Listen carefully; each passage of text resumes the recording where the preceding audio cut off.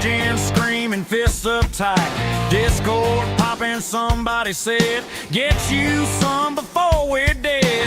Lap one, chaos, 3 wide deep. Somebody blinks, somebody weeps. Rear view mirror full of smoke. Cut me off, I won't lift. That'll do it, there he goes again. You dive it low, I hold my line. Chrome to chrome at the finish line. 191 is racing, don't you cry. If you can't hang, move aside. Get you some, hold it wide. Get wrecked, get nut, enjoy the ride. Kick me out, that'll do it. Back to the pits, we all knew it. Sunday night and tempers burning. League race live and we're still 3 wide.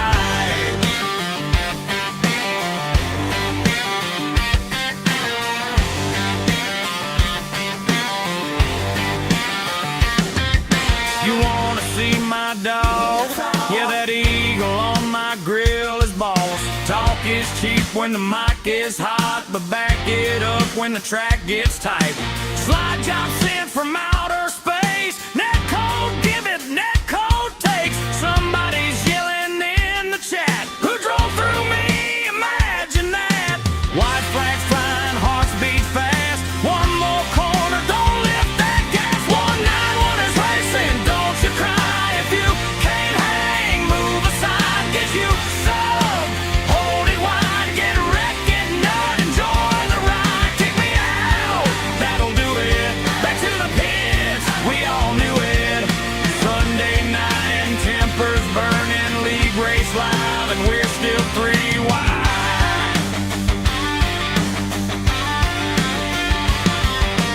Some got skill and some got luck. Some just scream, Scotty, wake up. Admin's watching, finger on mute. Somebody crossed the racing route. 3 laps down, but still we fight. Short track war under neon lights. 191 racing, say it loud. We ain't here to run in a crowd. Get you some, hold it flat. If you spin me, we'll talk about that. That'll do it. Lights come up, so let's begin.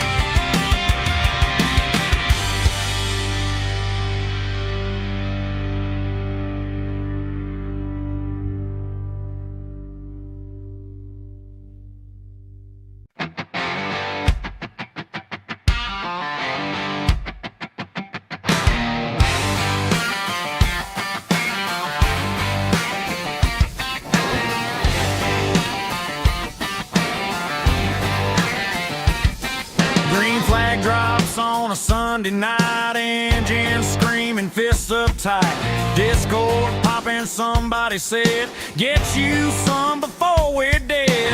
Lap one, chaos, 3 wide deep. Somebody blinks, somebody weeps. Rear view mirror full of smoke. Cut me off, I won't lift. That'll do it, there he goes again. You dive it low, I hold my line. Chrome to chrome at the finish line. 191 is racing, don't you cry. If you can't hang, move aside. Get you some, hold it wide. Get wrecked, get nut, enjoy the ride. Kick me out, that'll do it. Back to the pits, we all knew it. Sunday night and tempers burning. League race live and we're still 3 wide.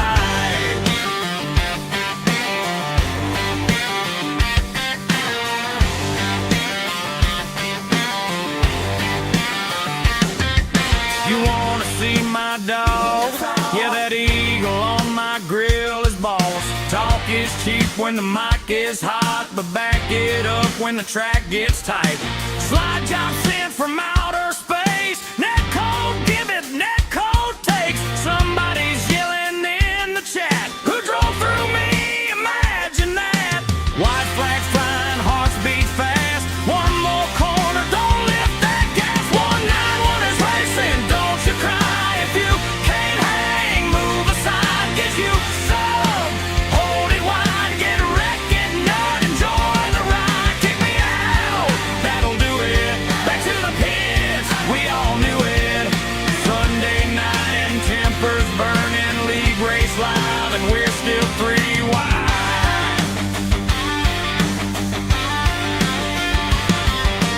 Some got skill and some got luck. Some just scream, Scotty, wake up. Admin's watching, finger on mute. Somebody crossed the racing route. 3 laps down, but still we fight.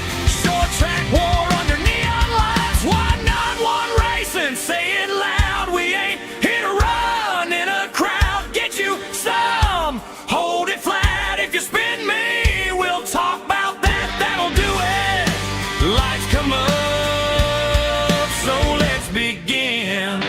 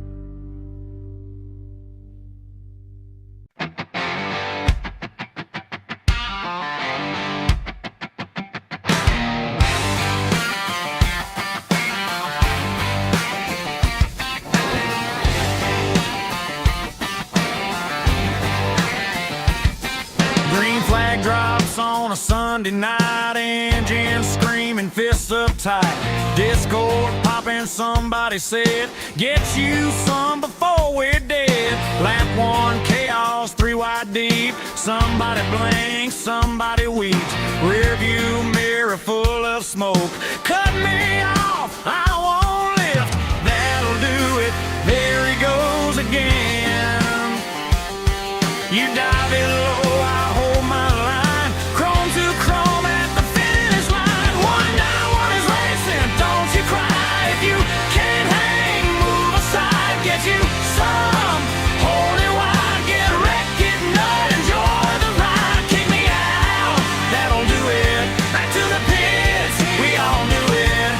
Sunday night and tempers burning. League race live and we're still 3 wide.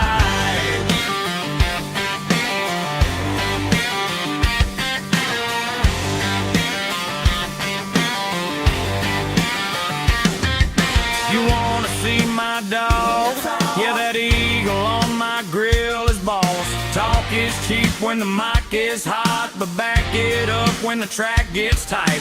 Slide job sent from outer space. Net code give it, net code takes. Somebody's yelling in the chat. Who drove through me? Imagine that. White flags flying, hearts beat fast. One more corner, don't lift that gas. 191 is racing, don't you cry. If you can't hang, move aside. Get you some, hold it wide. Get wrecked, get nut, enjoy the ride. Kick me out, that'll do it. Back to the pits, we all knew it. Sunday night and tempers burning. League race live and we're still 3 wide.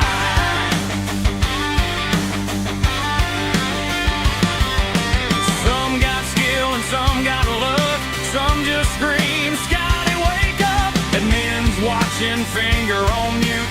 Somebody crossed the racing route. 3 laps down, but still we fight. Short track war under neon lights. 191 racing, say it loud. We ain't here to run in a crowd. Get you some, hold it flat. If you spin me, we'll talk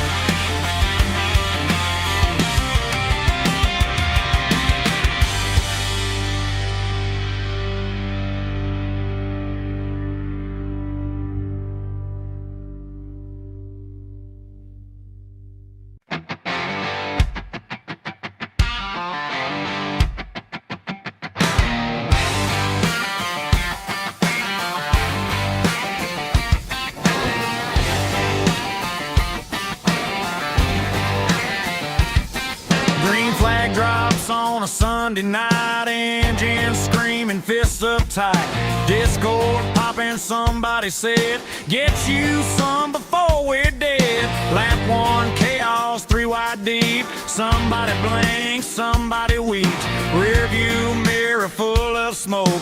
Cut me off, I won't lift. That'll do it, there he goes again.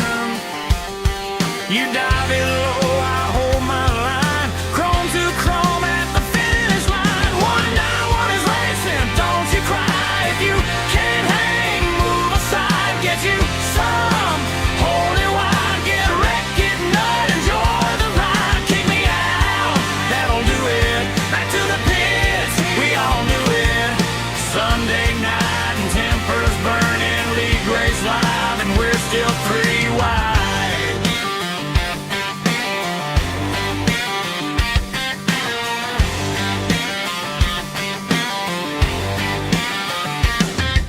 You wanna see my dog? Yeah, that eagle on my grill is boss. Talk is cheap when the mic is hot, but back it up when the track gets tight. Slide job sent from outer space. Net code, give it, net code takes. Somebody's yelling in the chat. Who drove through me? Imagine that. White flags flying, hearts beat fast. One more corner, don't lift that gas. 191 is racing, don't you cry. If you can't hang, move aside. Get you some, hold it wide. Get wrecked, get nut, enjoy the ride. Kick me out, that'll do it. Back to the pits, we all knew it. Sunday night and tempers burning. League race live and we're still 3 wide.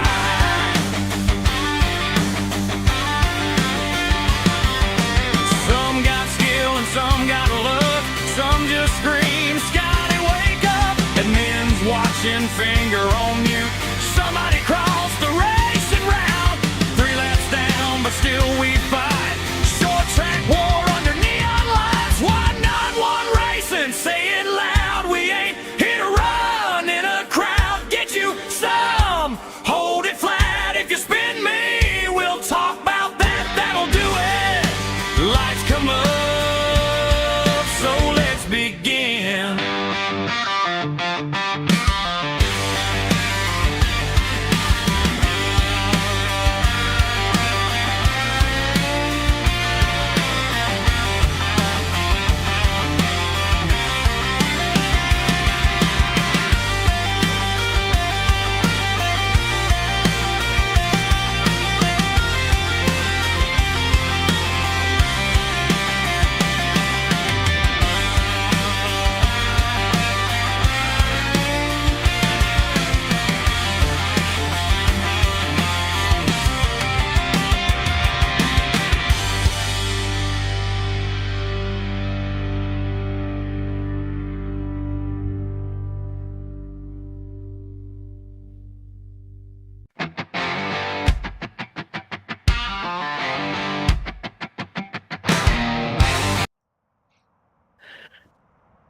Good evening, race fans. Welcome to CRN's live coverage of the 191 Motorsports here at the big old Talladega Superspeedway. 4 lanes can be had here, and we'll see if they use all 4. Certainly, I'm sure we'll see 3 wide. At bare minimum, we would definitely will see 2 wide racing here at Talladega. It is fast. It is the largest oval, 2.66 miles. It's fun one, but it can get really sketchy really quick, so drivers got to keep their heads on a swivel.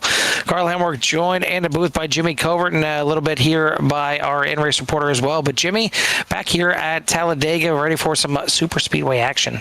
It's Dega, baby. Yeah, it's it's just a big track, Fast and Furious, lots, and they have a lot of laps tonight. They have 100 laps, 266 miles. I hope they have some patience, and I want to see these green flag pit stops. It's the bread and butter of these, to see the massive amount of people come in and see if they can work together, and get that stop in and get out all at the same time to get this thing rolling. But yeah, the qualifying is done, so go ahead and throw up the qualifying order as Carl gets in touch with our in-race report here for the night, but it does look like Zach Pierre is going to be the pole sitter here tonight with Zane Bierman on the outside. Billy Rickett was going to start on row number 2. Tony Brennan alongside Shane Wielden Sr. with Travis Noble in row number 3. Row number 4, Michael Casey and Matthew Jordan. Ken Ewell and Robbie Miner in row number 5. Paul Helms and Michael Rakes in row number 6. Gary Breland and Thomas Osborne in row number 7. Scott Henderson, Douglas Ivey in row number 8. Row number 9, Steve Harris with Levi Poland. Back in the rest of the field here. Row number 10, going to be Jason Christman with Keezy Hardy, and then Andrew Jones for our 21 car field here tonight at Talladega.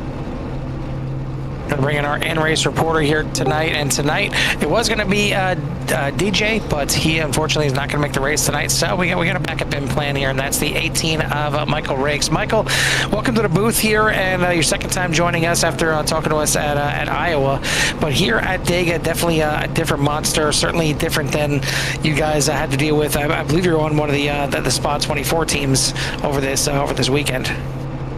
Yep, definitely way different. It's gonna be a race about survival, kind of like Spa was, but a whole different breed of survival. Well, you don't have to worry about rain. That's one thing. You don't have to worry about changing any kind of tires or any kind of puddles on the side of the track. You also don't have to worry about any broadcasters out there beating you like they do on dirt. You know, from what I've been told. So, yeah, that's what I've heard too. I don't know if that would ever happen though. Yeah, I read it in a magazine or something like that. But yeah, either way, how do you feel about the car out here tonight? Looks like you're kind of smack dab in the middle of the field. Yeah, not great about where I qualified. You know, obviously want to either be further forward or further back because you don't really ever want to be mid-pack here. But we'll probably just try to ride around, try to save a fast repair for when I ultimately crash, and we'll see what we can do from there. So what's your preferred method of digging? You know, we kind of always talk about there's kind of 3 schools of thought. There's the drivers that like to get to the front as quick as possible and try and, you know, get in front of any kind of issues. There's other ones that like to, you know, get a friend or two, drop to the back and, you know, kind of have another pack just a little bit away from the front pack. And there's those guys that, you know, need their heads checked that like to actually run in the middle of the field. Where do you fall on that? Well, obviously, I think the best strat is probably to go towards the front, but sometimes it's not always an option. So probably just stay in the back for a while and kind of see how the race plays out for us. Might try to save some fuel and try to get it on a pit stop. All right, buddy. Well, we'll certainly wish you luck out there. Hopefully, we'll talk to you at the end of the race, and maybe we'll get a chance to talk to you in other cautions here. But hopefully, not too many cautions because Jimmy's favorite thing is the green flag pit stops here at Super Speedways. And so, before we let you go and get out of here, who do you want to give a shout out to or thanks to? I want to thank Kibbs, Cups, and more, and y'all for putting this on. It's a lot of fun just being out here and being able to do this with y'all. All right, buddy. Well, we appreciate that. We'll let you go and get ready and strap in for the car and strap in for 100 laps here at Talladega. Yeah, thank you. That is driver of 18, Michael Rakes, as we get this thing ready to go. This is the Banjo Man 266 at Talladega. 266 miles, which means we're going to be out here for 100 laps. And I think that the biggest thing that kind of shocked me as I'm getting ready for the race here tonight, Jimmy, is that, you know, I'm looking at the schedule and trying to see, you know, kind of what races are up next and things like that. And then I look and, you know, we're getting towards the back half of the season. We're already in the second half of the season. And after tonight, we're only down to 5 more races in the season. Yeah, it goes by really quick, you know, and, you know, typically they'll take a small break and pick another series for the end of the year. So we'll see what happens here with 191 going forward after these this season here is first half of the year. And but we have to focus on what's at hand right now, and that's the number 27 of Zach getting ready to take the field to the start finish line. Yeah, we got a little bit of time. If you want to get some snacks or some beverages, it takes a while to actually get the restart. But here we go. We are at the restart here finally, or not the restart, the start of the race as we are racing here at Talladega. Again, 100 laps here tonight. Zach Pierre leads them off into turn number 1. We'll see how quick these drivers decide to get single file in line as you remember the comp caution at lap 25. We'll see if these drivers can make it to lap 25 before they need fuel out here as well. It's one thing we kind of always bring up, always talk about here at the super speedways, if they can make it to that comp caution before they actually need fuel. I'm sure Big Daddy's out there ready to throw the caution if need be, but right now drivers out there just still trying to get fully up to speed. Takes about maybe a lap and a half to finally get all the way up there. The draft certainly helps. And I think one thing that's nice about these Gen 6 cars, Jimmy, is the spoiler. It's clear through the middle, so it's a little bit better of a chance to kind of see that car in front of you. I know it's always tough when you're second in line in drafting. You got the big spoiler there that kind of covers up the back windshield, and really all you're looking at is that entire car in front of you. You can't see anything in front. But here in these Gen 6s, you can at least see through the spoiler a little bit, which allows you to see through the back windshield, through the front windshield, just a smidge to kind of see what's going on. But really, you're at the wheel of the car in front of you. Yeah, and it's, we'll hop in the cockpit here. Let's go on here with Shane and hop down in the cockpit. You can see up front. Obviously, off to the top left, you can see a little bit of the track, so kind of giving you an idea. And this is kind of one of the reasons I enjoy being at the bottom. The yellow line is right there off the front left nose of the car, and it's really easy to follow, so you don't really need to kind of know where you're at in the track. You know you're at the bottom. But when you start getting to the outside, we'll see if we can hop on somebody out on the side. We'll go with Brennan there, and he has the car down. Like, I have triples, so off to my left-hand side I can see the car, but not everybody runs triples, Carl, and it really does take away kind of like what's going on to my left, excuse me, or my right. And so, these drivers are now too wide, so you can see up here, and you can see just how close they are, and just there's a lot of laps. So I guess the biggest thing is just a lot of patience here early on. They typically run 25 laps, and then they do their comp caution. So, there's no stress here, just keeping the car clean, not using a fast repair, and get back rolling, when they get restarted. So now's the time to maybe fall in line with somebody you like to work with, or get away from the people that you don't want to be around. So, but right now it's just pretty much standard right now, 2x2, partly through the track. Some people hanging back. You go back here with Scotty Henderson's got his own little group of 3 here with the 3 of Andrew Jones, and he's Hardy back there. I don't know what happened to Paul Helms, though, as he kind of fell back there. And I thought he was midfield, because he lost 10 spots. So let's see if we can find what happened to Paul Helms. Maybe he just stepped out of the way, because that happens a lot too. Which is fine, knowing that the comp caution is coming up, but 25 laps without anybody to draft with, I mean, there's a chance that he is going to get lapped here before this thing ends up here. So you see him in line there, kind of midway up there. A little bit of a rough bump with the 11. He kind of gets trapped down there, and unfortunately, he kind of had to roll up to get back up onto the track before the corner, and that put him back away from the rest of the pack. Looks like we got quite a few Zach Peer fans out there in Sierra Nation rooting him on here tonight, and looks like Spider Bones just showed up for Renee and Barry, just waiting for the other back and forth between them. Certainly, we know Renee out there rooting on Scotty and Mike, and I know both of them, as well as Scruffy, were able to get together recently and go out for a little fourth meal at Taco Bell. So it's always pretty cool when you get to meet up with friends and certainly fellow racers here on iRacing. I've had the experience of doing it a few times over in Core, meeting up with some of the Core drivers. So it's pretty cool to put a face to a name that you're driving around weekly. But certainly I've never met. Yeah, exactly. It's amazing. So you all know. Okay, I'll get down there to Panhandle.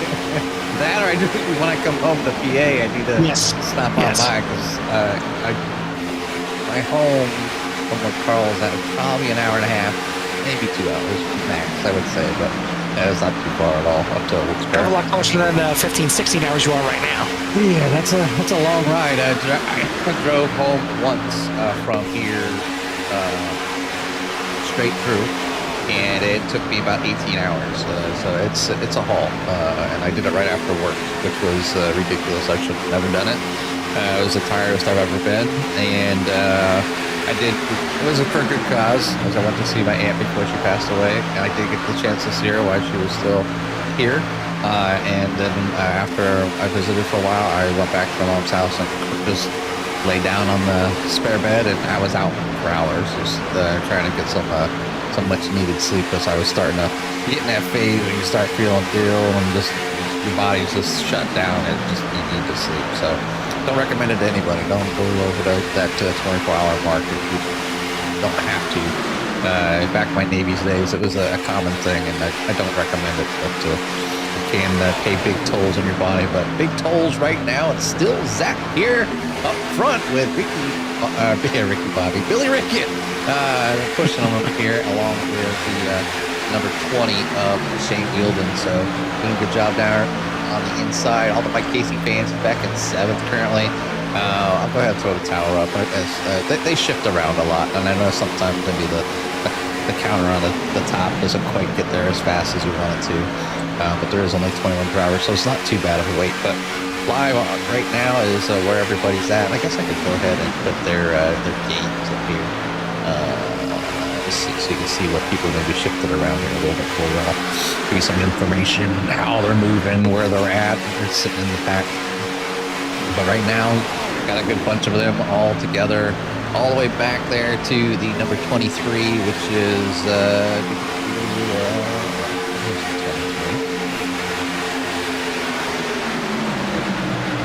23 Scruffy. Well, Yeah. no, he's not back there though. So who's that's the 72. So the one at the back of the field right, there, now. I'm Gary seeing Breland. yeah, the 11. there you go. And the wrong number on the car. Thank you. I don't think I have trading paints up here, so it's actually showing the 11 for me. It's showing the 11 Jordan paint scheme, so I'm going to refresh my trading paint scheme the wrong one here. Yeah, I've updated this thing multiple times, but I think everybody's paint schemes are, because I know the drivers do such a... See, he is reloading, so cars are all going to go white on everybody there for a little while until they repurpose here. We'll see if that number 23 shows up on the screen. Is it the 11? I mean, imitation is the sincerest form of flattery, so, no surprise that he wants to get out there and imitate Scruffy. But, I mean, Scruffy's still without a win this season, and he's back there in 6th in points after, he started off pretty well. So I'm not sure if he's the one he wants to imitate here tonight. But speaking of the points, taking a look at it coming into tonight, it is Mike Casey on top of the boards by 21 over Billy Rickett. 22 over Michael Rakes, and then Zane Bierman, Andrew Jones round out the top 5 with Scruffy, Doug Ivey, Bryce Saucier, Travis Noble, and Tony Brennan for your top 10 wins on the season. Top winners, Bryce Saucier, I believe, no longer with the league. He's got 2, as well as Mike Casey having 2. Then he got Hezzy Hardy, Zane Bierman, Michael Rakes, Billy Rickett, all with a single win. So we'll see if we have another driver adding their name to the list. Certainly Talladega, I'm sure, has a great chance of adding a winner number 7 here on this season, because it's one where really anybody can win. You have to be at the right spot at the right time, and sometimes you could be the 11/23 here of Gary Breland, just be at the back of this pack, and everybody fights it out so much to come back to the line to try over for the final time. We've seen wrecks happen so many times. We've seen 4 or 5 wide to the line. We've seen drivers lose it, coming out of the tri-oval just because they're trying to make that one last block. Anything can and does happen here at Talladega. Very seldom do we see it clean from the white to the checkered. It's usually something that goes on if it makes it through turn 3, let alone turn 1. But right now, cruising along here, doing a fantastic job and putting up some high speeds, over 200 miles an hour here at Talladega, as we are about halfway to the comp caution. Yeah, about halfway to the top caution, and look at the short break. Basically, get that gimme. I think they need at least one pit stop here. I try to ask one of the drivers, see if I can get some insider tips on how long possibly fuel mileage was here tonight, but no joy. So your guess is as good as mine here tonight, and how far they can go. We know that fuel changes depending on, like, if you're in the draft or in the front and whatnot. I just know that the leader uses the most. Easy, boys, easy. Pop it out there. Yeah, and that's a prime example of something we haven't brought up yet tonight, Jimmy, but something we bring up every time we're at super speedways. Don't push the pusher. Oh yeah, no pushing the pusher. So you got a set of cars in front of you, and they're pushing. You can tell. And if they're not, you don't want to be on that guy's on the pusher's bumper. It's like it's basically a train wreck. It's not what you need to do. So you got to be careful with. Excuse me. But yeah, it's a challenge. Obviously, you get these runs, Paul, like in these cars.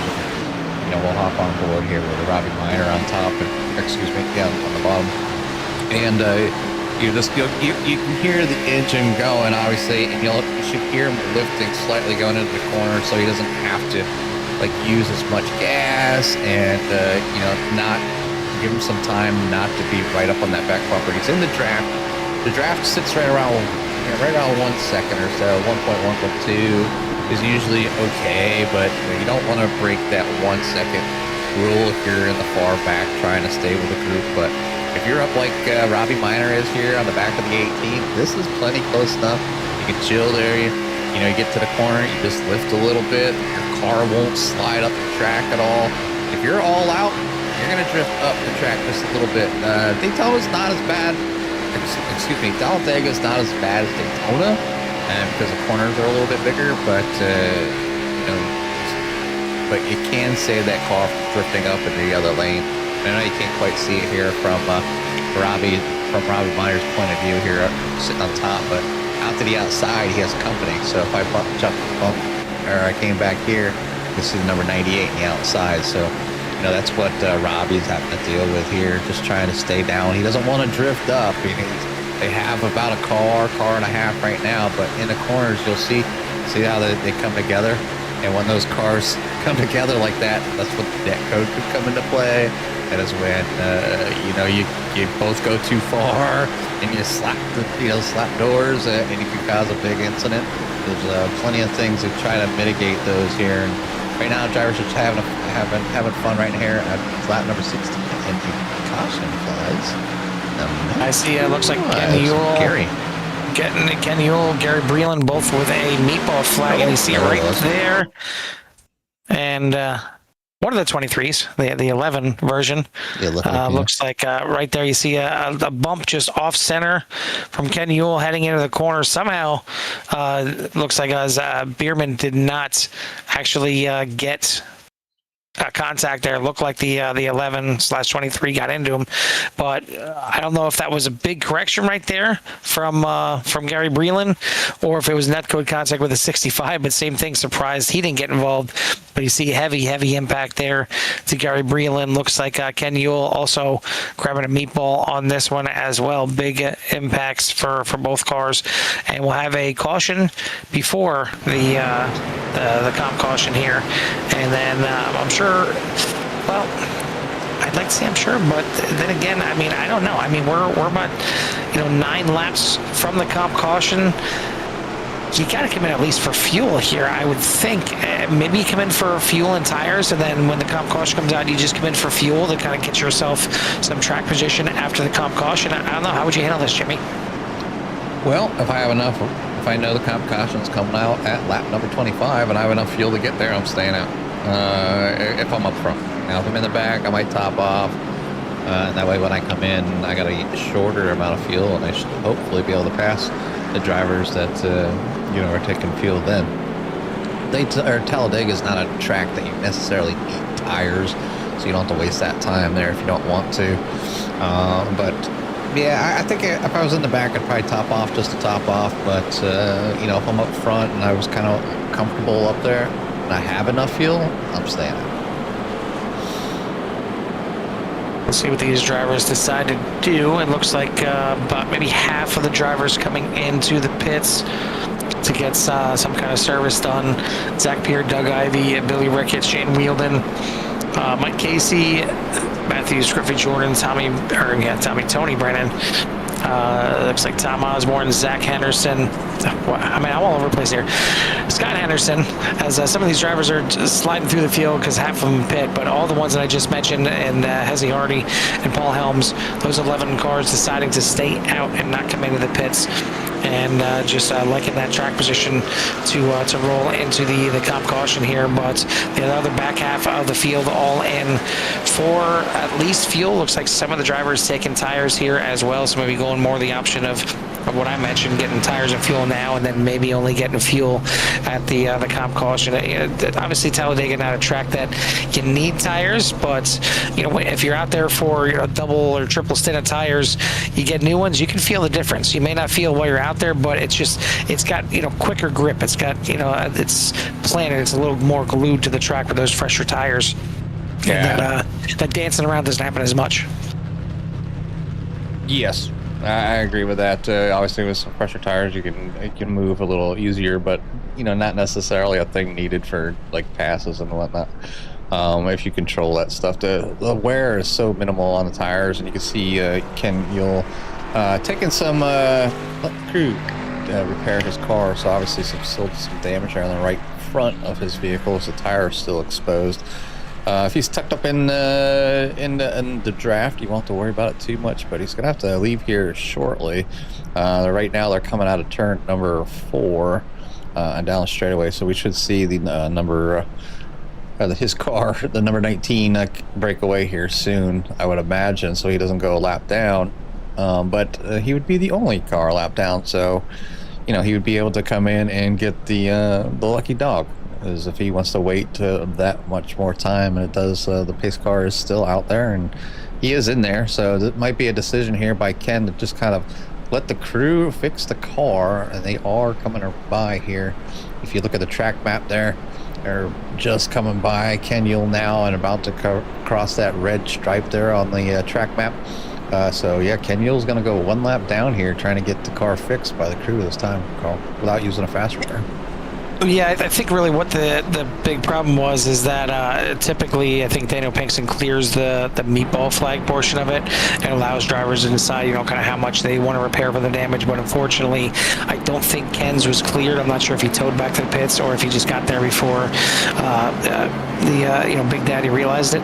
So I think that might have kind of screwed things up just a little bit there for him, and maybe that's why he's in there, and he has to now get those damages fixed because they are now required damages, and he can't just kind of limp this thing to the comp caution. So a shame for Kenny Ohl. We'll see if he can get back up here into the mix of things, and kind of laughing with me messing up some of these names. I'm apparently can't even read right because I was looking at some of the comments out there, and just seeing Renee's comment, Mike's only fan is Barry, and just my head went to the wrong places there. So we're good. We're good.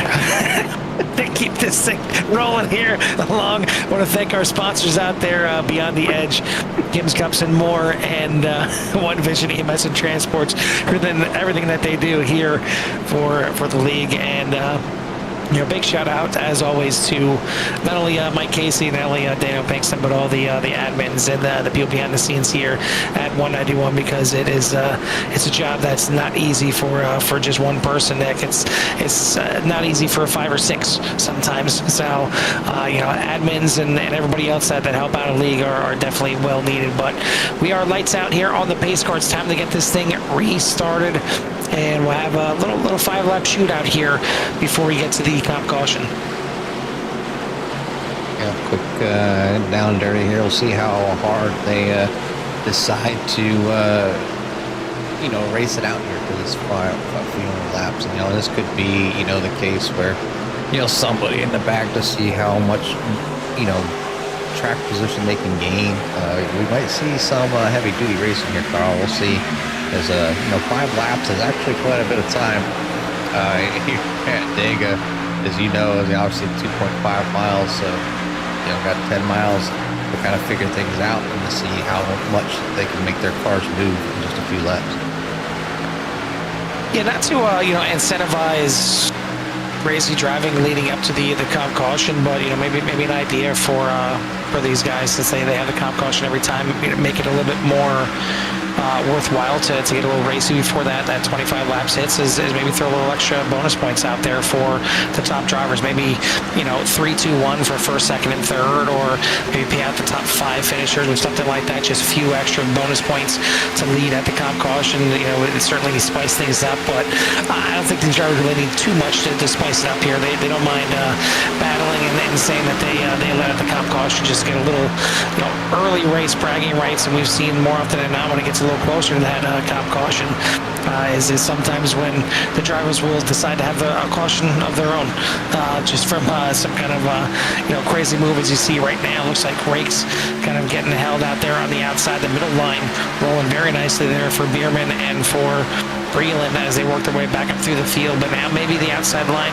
getting a little bit of help right there, as looks like the 91 of Levi Poland thought he was going to get up there, a little red, white, and blue stars and stripes for both the 91 and 80 or 18. I don't think they're teammates, but maybe flying the same flag, they can work together here to end this comp caution. But should be looks like 4 more to go, and then we'll see the yellow fly here again. Zach Pierce still in the lead on the inside. Douglas Ivy leading the outside. Kind of 55, they're taking away the air, or taking away the 23's I guess advantage there, just sneaking down in there. I was maybe thinking about going with the outside, but the outside, they seem to get run a little bump there between the 18 and 55. It's going to check up the outside just a little bit, and that second line just for a moment as those drivers catch that one there. It could have been pretty ugly here. Well, now lap 22 of 100, and your leader is now Douglas Ivy with the 20 of Shane Wheelan back there in P number 2, and Zach Pierce falling back to 3rd. Billy Rickett in 4th, and Michael Casey at the top 5.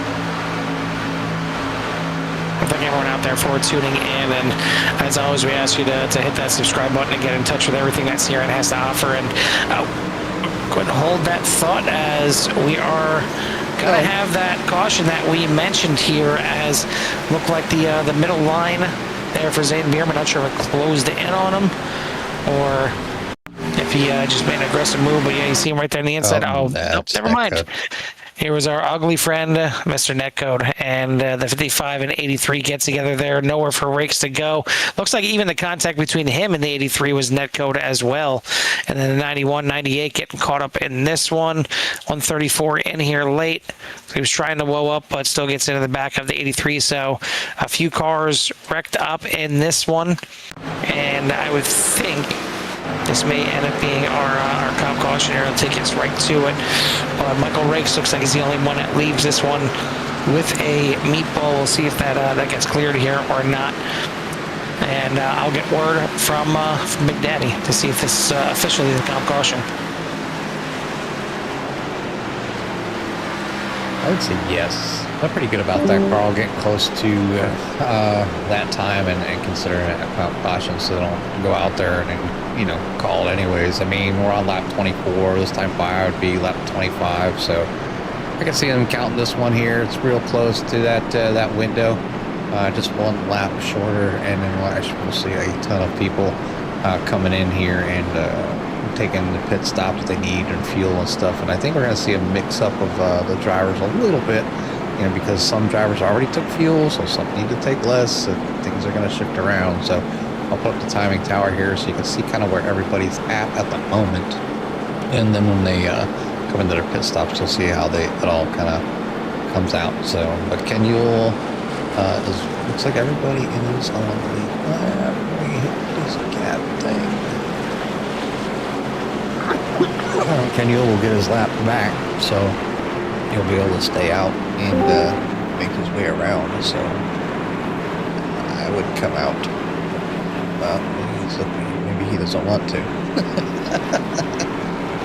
I think he's still got some damage on that car on the 19, so maybe he's now finally going to come in and use that fast repair to get that thing cleaned up. But did get word from the race admins that this is going to be considered the comp caution here tonight, so we'll be able to race green the rest of the way. So now we'll see what kind of strategies these drivers play, as some of them already came in, some of them took tires on that previous pit stop, and then we'll certainly see the field shift up quite a bit, and really all over the place here, as now we got Douglas Ivy going to lead them off the pit road. Gary Breland in second, Zane Bierman, Billy Rickett, and Shane Wheeldon for your top 5. Mike Casey up to 6th. Jason Chrisman, Zach Pierre back to 8th place. Matthew Scruffy Jordan and Scott Henderson, not Zach Henderson, for your top 10. Tony Brennan, Paul Helms, Robbie Minor, Levi Poland, Thomas Osborne. 15 cars back out on the track. Looks like Steve Harris now joins back out there in 16th. Quite a few cars, though. Looks like Andrew Jones, Michael Rakes, Hensy Hardy, Ken Ewell still getting some work done on their cars. Travis Noble, don't see him out there anymore. Not sure what happened to the 70, as it looks like he went about 12 laps. I don't think he was caught in that first caution, but maybe some issues again plaguing the number 70. I know he had some issues before, but looks like team Expired Motorsports is going to be once again on the back of Billy Rickett to try and get this thing done. Yeah, they need to not have expired internet.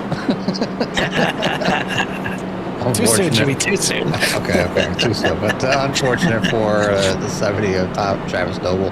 It's always a good time to see him out there with his teammate Billy Rickett. And, this was kind of one of those tracks, where you have teammates you like to work together. So Billy kind of on his own and just out there with, whoever that is willing to work with him, at least here. Early on, and now obviously we looking at getting this a good green flag run and seeing how far these drivers can actually go. If I'm not mistaken, if I pulled up the rules, I think, let's see, they have there's 5 sets of tires. They got 1 fast repair. Pit speed limit is 55. Pace cars at 70. Seen anything about tires and fuel though. I think you'd have to go back to this session and check for that. Let's see if I can do that here. Go back here, just click this, and it does look like they have 100% fuel, Carl. So they're going to be able to be out there for quite some time, probably 35, 40 laps, I would imagine. Yeah, certainly a good amount of fuel here in these cars. It's still going to be, I think, at least a 2 pit stop, maybe even a 3 pit stop race, depending on how things fall here. So we'll keep an eye on that as pace car lights are off. We're going to get this thing back underway this time. Douglas Ivey and Gary Breland involved in that early incident here, but he's now got the 11, the 23, whichever car you're seeing out there on the front row, looking to get some laps led here tonight. But as I mentioned, we are getting down towards the end of this season. We'll only have one more day race in the season. That's coming up next week at Pocono.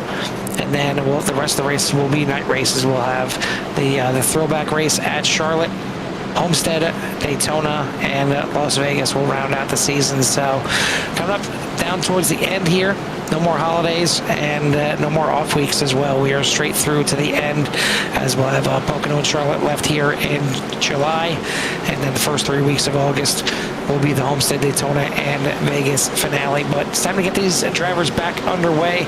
No more scheduled cautions out there. Hopefully these drivers can keep it green and we get this thing all the way to 100. Yeah, it'd be nice to see them go green. Obviously, that's a tall task when you're driving 200 miles an hour and the slightest mistake could cause a big one. No big ones yet, although, as Douglas Ivey will go ahead and lead the drivers down here, all kind of bunched up, not trying to jump the start here, as it just usually causes a chaos or make you lose a ton of position. So it's just trying to, I think, ease that start here with the 23. Gary Breland, the 11 of Gary Breland. We'll just call it the DoorDash machine right now. It's being followed by Billy Rickett, and he's gonna. Jimmy, not to jump in, but I think you have something up over your screen. That's over hold the. On a minute. Let me get that. Because there are 3 wides, some good racing, I promise. You just don't have to be able to see it right now. But there you go. I'm like, is that on my screen? I'm like, oh no, that's the broadcast. So yeah, it is now Billy Rickett out to the lead. Mike Casey up there in second. Then you got Douglas Ivey running in third. As you see that just hopping back in there with the 3 wide battle. It's still 3 wide, but unfortunately it is Gary Breland still sliding back there in the middle, not getting too much help. Kind of single file down there on the inside for the top maybe 8 positions or so. And now Jimmy, now's the time. I know they had their fun a little bit leading up to the comp caution. Now's the time you really need to kind of settle into this race for a good 60 laps or so. Yeah, not too much heavy racing should be had. Obviously, you got a lot of laps to get out there. You have to make a pit stop, and the biggest thing here is to kind of fall in line. Don't get yourself left out. Don't be the driver, that's not attached to the draft here. Right now, Andrew Jones doing just that, just kind of hanging on to the back of the pack. No rush here. Obviously, he's keeping himself a little bit of space, but he doesn't want to lose the draft. So he can stay with everybody, and that's I guess the biggest part here. Tim Mule in the mix here as well, and obviously I'm sure he wouldn't mind a caution somewhere down the line to get back on the lead lap. He is now 2 laps down, so he's going to need 2 cautions. So strictly safe driving by the 19 here tonight, and hopefully that he gets the call there for 2 cautions. You can see up front the 7 of Billy Rickard really pushing number 23, but the drivers on the outside able to kind of make the group there, and a little big old shot. The shot there by the 23, and that's something that I wasn't sure if it was by these cars or not. Carl, they used to be big on like the bump draft, and that's the bump draft. It was come up on somebody, give them a shot, and basically it's shoot them ahead, and then you drive up on them and do it again, and you basically end up pushing them farther and farther away, and hopefully be able to pull away, but the draft is super strong here. Ooh, you don't want to do it right into the corner though. I'm not sure if that was a bump on the side. That was a smack. I mean, he got him pretty good there. I'm surprised it didn't do damage. He got him there so good, but so much so that Forrest may have spilled the chocolates. As now Bierman goes to the inside, and another big old shove there from Matthew Strefford Jordan. It seems like these cars can handle a pretty good shot as long as it's square. You can't hit anywhere but square on these cars. A little bit easier than I would say like the O'Reilly cars they're a little bit more rounded off in the backside. These cars are a little bit flatter, even compared to the next gen cars. The next gens can take it because they just have a little bit more downforce, but you don't want to bump just as you're going into the corner. I know it seems like more often than not that's where your speed leads you to right to the back bumper as you're about to enter the corner, but that bump right before you enter the corner is never a good one. No, it doesn't usually end out too well, especially if it's on the bottom. It ends up shooting the car to the outside, usually gets into somebody. And you can see here at 200 miles an hour, the slightest bump to take you where you have to try to catch a car is not what you want to try to do. It can be challenging. Obviously you can see the run here and the lift here by Jason Crispin. Just kind of he's sitting back here in 17th spot. He'll get a run, and there's nowhere to go. You're not going to run away from the field, so just kind of hanging on right now to make sure that you're in the fight when it comes down to the end. And, we talk about these longer races, and Carl always asks, why does anybody want to run 100 laps at Talladega? Pretty much all the racing can be done, within 50 laps at the most. And that's just kind of, why do we run a 24-hour race? Well, we enjoy it. And that's what they're doing. They enjoy these little longer races.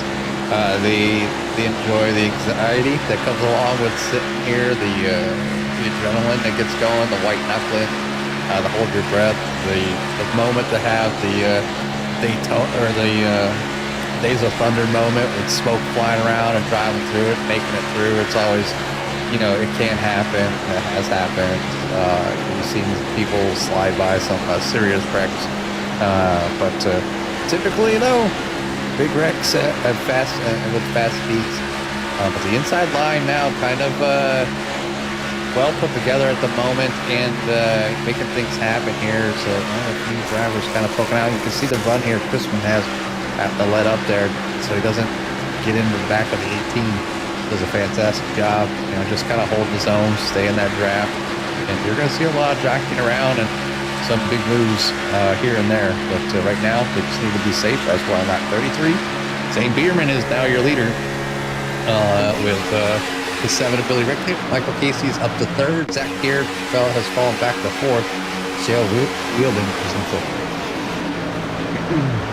As I was saying before, that I got interrupted by the incident, is make sure you hit that subscribe to get you in touch with everything that Sierra has to offer, and hit that thumbs up to make YouTube get this video out there a little bit more to anybody searching for some good hard racing out here, as that's what they're doing right now. It looks like maybe finally settling in here a little bit. Good long line here on the inside.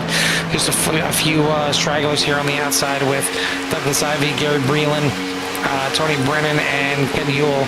Looks like at least the 19 all repaired up there and looking a little better. Still down 2 laps. Going to need a couple cautions yet to get himself back up to be able to fight for some positions. But either way, he's at least all cleaned up and back up to speed. But yeah, so far so good. We're about a third of the way through this race. Yeah, about a third of the way through.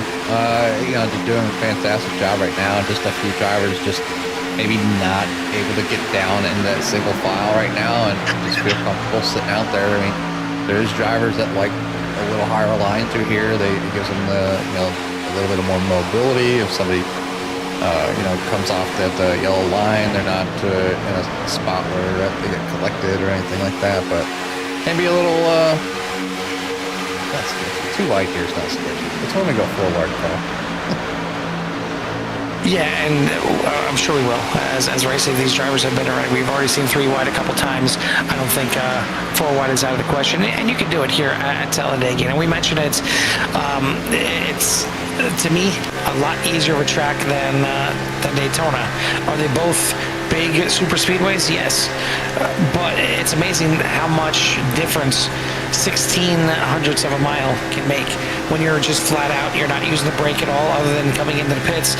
You're flat to the floor the entire way at Daytona and Talladega, but the transition into the corners is smoother at Talladega. The width of the track here at Talladega it seems so much wider. It seems like it's an extra, you know, car width wider than Daytona, and that's why to me this is a lot easier of a track to run here and run in a tight pack. Run 3 wide very easily at Daytona.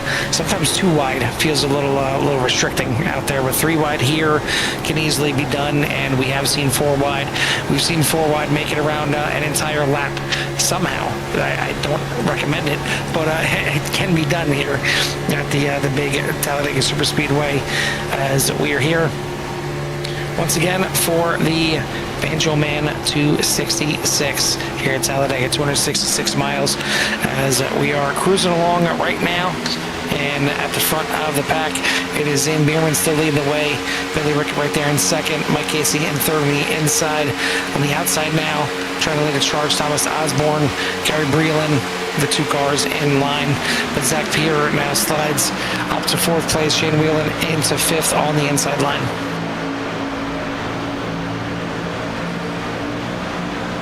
It's another place you don't want to bump, Jimmy, is in the corner. Going into the corner is bad enough. In the corner, really don't recommend bumping in the corner. No, that's bad. But the 20 or the 11 there, Breland was able to check up enough and not to give the 83 a shot, or the 30, 83. Yeah, so yeah, definitely could have been. And, you know, gone a lot uglier, but you see a few drivers starting to step out, but man, that is going to be a big one. Looks like Rake's involved in that one again. He's seen Breland, and looks like the 83 there of Thomas Osborne. Yeah, Osborne. So I'm not sure if that was a line change late or what the case was. Yellow flag is out. 3-car incident. This is certainly music to the ears of the 19. Be able to get one of those laps back, but you see right here, and it looks like the 83 came down, maybe trying to get in front of the 11, but nose is already there and ends up taking Levi to the wall. And Michael Rake's out there as well. Rake's already had that damage in the right rear, so I'm not sure if he got any more damage on this. I know some black flags were had, but Big Daddy all over that already and clearing those out. But going to bring us on another caution. And Jimmy, I would think, even though I just been on lap number 24, got to come in and top off again.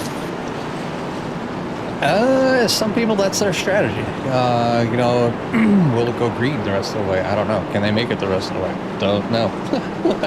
Still haven't hit that point to see green flag pit stop. So, yeah, I probably would. I guess sometimes a lot of the drivers will follow the leader. So, you know, will the 55 come in, and will everybody follow? So, I guess I would say most probably would, but some might choose not to if they don't want to run towards the back. We'll see as pit road will be open this time by. See how many takers. To me, I think I'd want to come in just to top off. I don't want to be that much off strategy compared to everyone else, and it looks like the field is coming into the pits. You may see Ken Yule going by to get one of his laps back here and get down to it's a 1 lap to go, or 1 lap down to the field. Tires, I don't know. I mean, I don't know how I'd feel about taking tires at this point in the race. It's been 14 laps, and we mentioned that tires don't mean too much here, but they mean just a little bit. If you haven't taken tires up to this point, maybe decide to take them.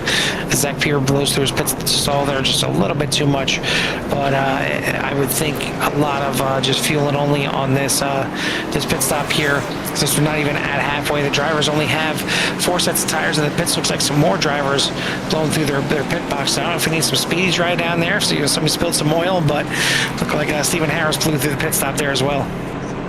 These cars are not easy to stop. They're so heavy, and 55 miles an hour, is still a decent speed for a car to come to a screeching halt, on a dime. So, gotta slow them things down and get in your pit stall and get them done. And what's the benefit here is that it is under caution, so these drivers are going to be able to get their, tires and fuel and whatever they need, and get back out there and be in the draft. That's the biggest thing.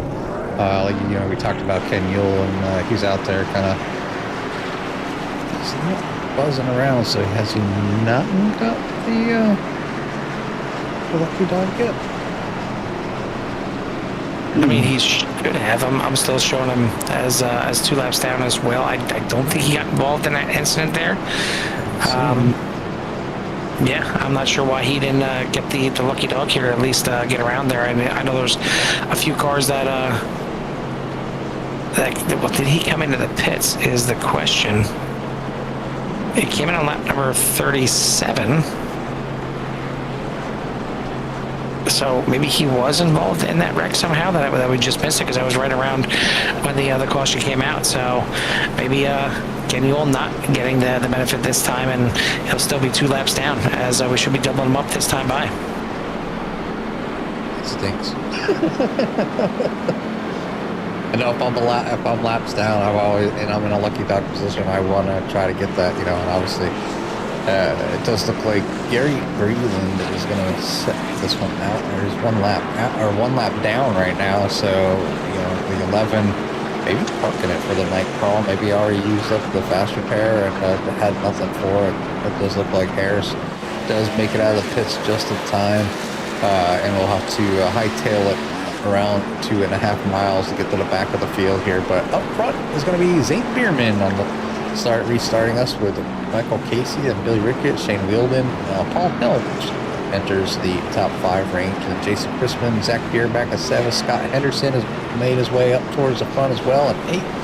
Scruffy Jordan is back at 9th, and Douglas Ivey round out your top 10. Robbie Minor back there in 11th with Levi Poland, Tony Breland, Thomas Osborne, Andrew Jones, Izzy Hardy, Michael Rakes, and Steve Harris.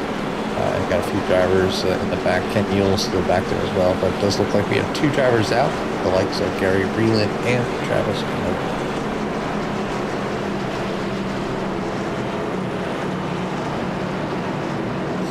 Key points to the race: hit gas, go fast. That's pretty standard. Yeah, go fast, turn left. Well, I think that the biggest key to the race, though, Jimmy, is show up in the first place. Get here on time. Just throw that out there. That's key point number 1, DJ. But understandably, not making it here tonight. I'm sure. I mean, if he wants to win a championship, that's the only thing you got to deal right there. But either way, restarting on the front row for this one is going to be Zane Bierman and Mike Casey, as they were following each other. Well, Casey was following Billy Rickett, who was following Zane Bierman for most of that last run there. Then you got Shane Wheeldon up there in 4th.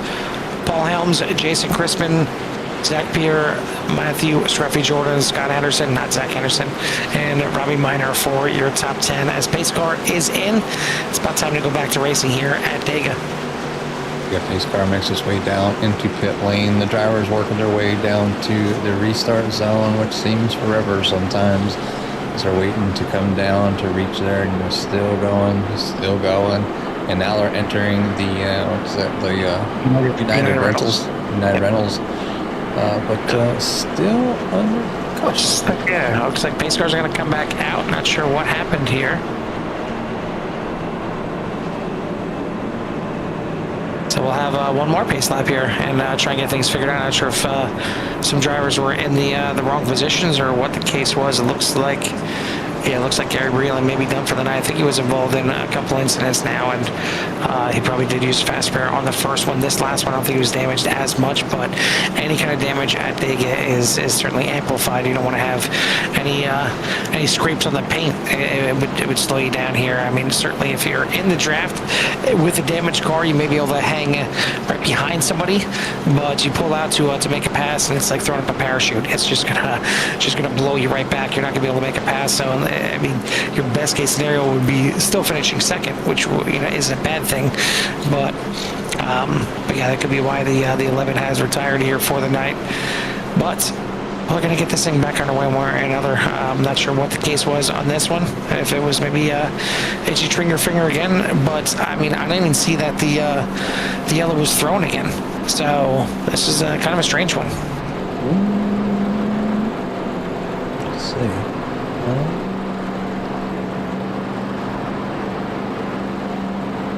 I don't see anything. That's weird. Normally I'd say in the chat, there's a chat box that comes up I'm looking at. It's off to the side of my screen, but yeah, I don't see anything extending it.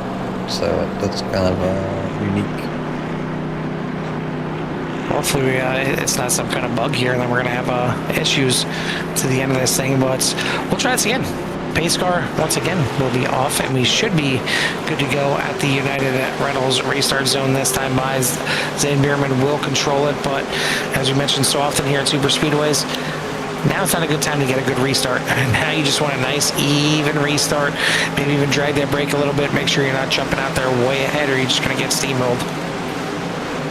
Yeah, it's just trying to kind of just get the car rolling at a decent pace without leaving too much of a gap. And obviously, you want a lot of drivers, if they do get a gap here, and Billy Ricketts could have seen a really good push here.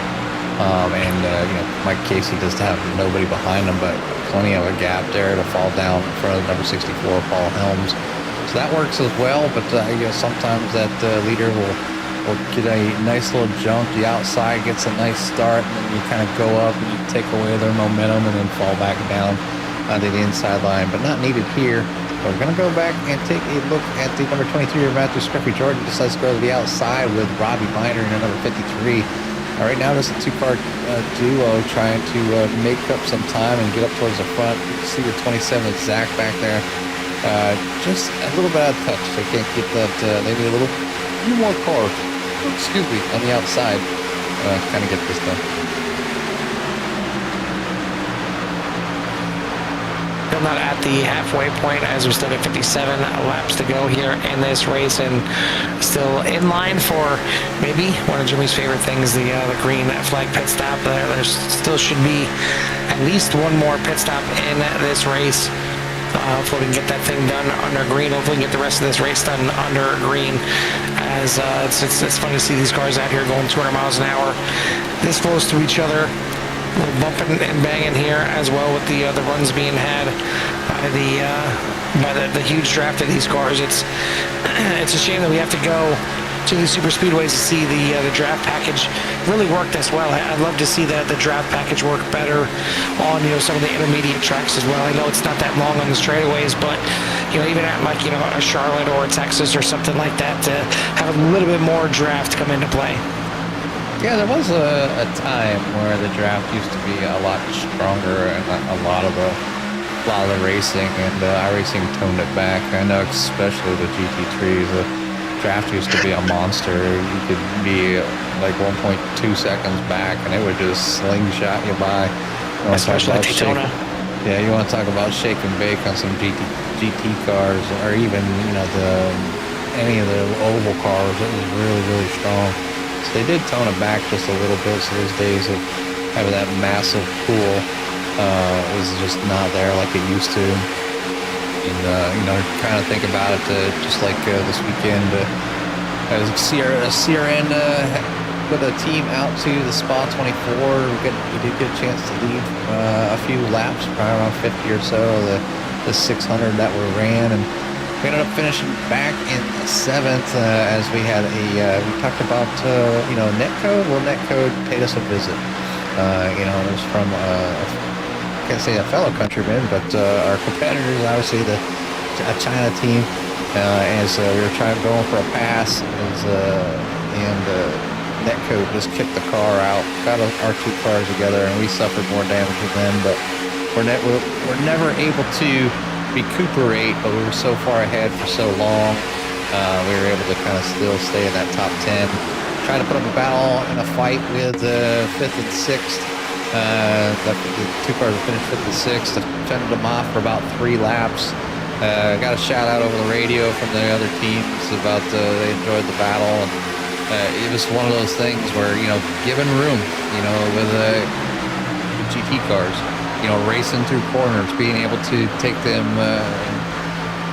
race opponents basically, and not have to utilize the racing line and cut people off and not know how to drive it. So they enjoyed that, and I know I did as well. It's probably the best 15 minutes that I had in 24 hours. It was really exciting for myself. But so it was a overall pretty decent race. We did have an individual on the track that decided got angry after I guess getting hit or spun or somewhere.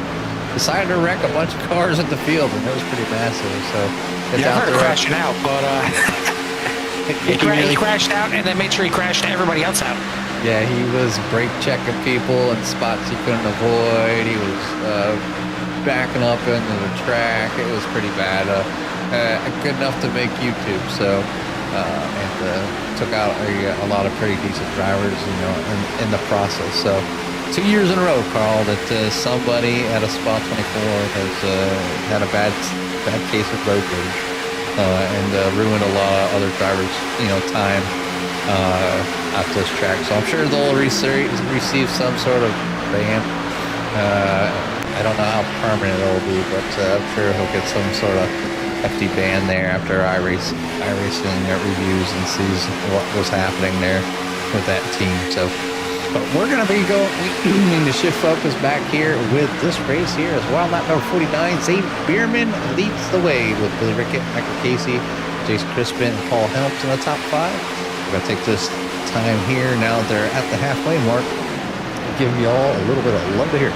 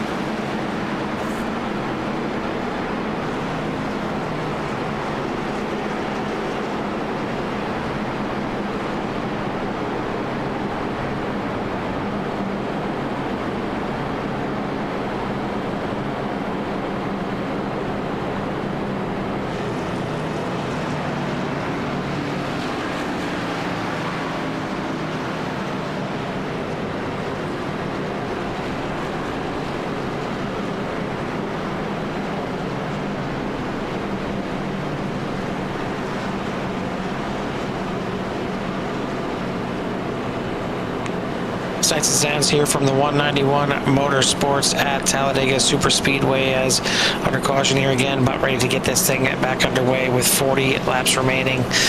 It is Zane Bierman out front. I'm starting to believe, Jimmy, I'm pretty sure, can't confirm just yet, but I think the 55 forgot the tires on the trailer here tonight. I don't think they brought any to the pit boxes. I think that 55 is still on the original set of tires. I could be wrong. Maybe he took tires at some point that I missed, but it seems like every time he comes in, it's fuel only for the 55, and I can't say he's doing anything wrong. He's got that thing up front, and it seems like everybody else is content following him. Yeah, I mean, it's obviously used the most fuel up front. You know, some drivers like to get out to the lead and lead the most laps or whatever, what have it. But, you know, when it comes down to it at the end, you can't defend the 4 lanes. So sometimes it's a bad position to be in, you know, out front, especially coming out of turn 4. It is so long down at the start-finish line. And if you're looking up at the track map, you can see from turn 4 all the way down to the front stretch, which is kind of banking, got oval and stuff. Like, so much stuff can happen, and you get left out.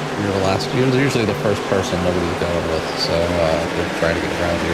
But we're gonna start things back up here. I'm back on the green area, the go pedal. The 55 and the 64 behind, pushing 33 on the outside, followed by the 7, the 6, and the 98. So, you know, some good starting going on right there, and then we'll just look back at everybody, obviously, nice and easily getting things going here. Back to single file here, another shot there from 20 to the 72, and then the 20 receives his own shove there by a 23 of Scruffy George. So, yeah, a lot of pushing going on, trying to get things at the front, and maybe the 20, push the 134 there of Steve Harris. We've seen him run. He's in the corner. Little bump there. Scruffy in the corner, but he was able to handle that just good enough not to lose the car. So, you know, got away with that one, Carl.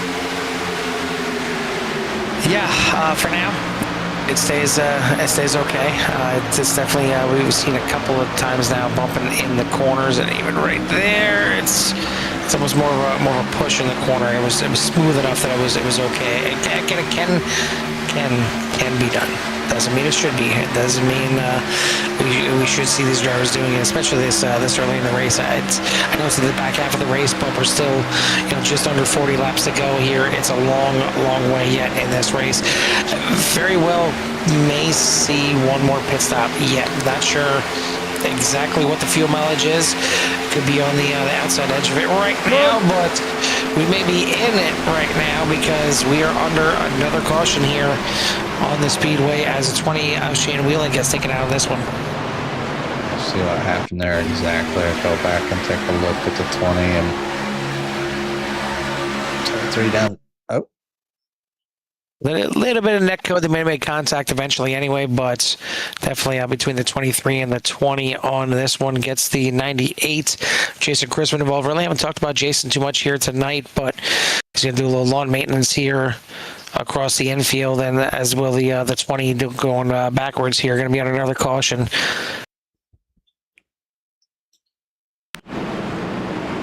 I'm sure that this should help out the 19 of Ken Yule. So he's down 2 laps. So I would imagine Ken getting one of these laps back here. I don't think he was involved, so he should be able to gain one of these laps back, and you know, plenty of time to catch another caution and then, you know, be on that lead lap. That's where he needs to be. He was starting to drive up through the field. I thought maybe 19 was going to start making his way to the front, get it back the hard way, and then hope a caution come out, get the wave around, and then be back on a lead lap, Carl. That's one option that he has. He has to get to the front in order to do it. But this time here, he can get at least one of those back and be 1 lap down, and then just drive safely, and then hope for another caution. You can always try to get back out front, but you're in a lucky dog position, so. You know, I would probably rather the lucky dog, you know, so you can get your lap, or you can go around and stop and get tires and fuel and come back out and then work your way around. So we'll see what happens with the 19 here. If he gets that lucky dog.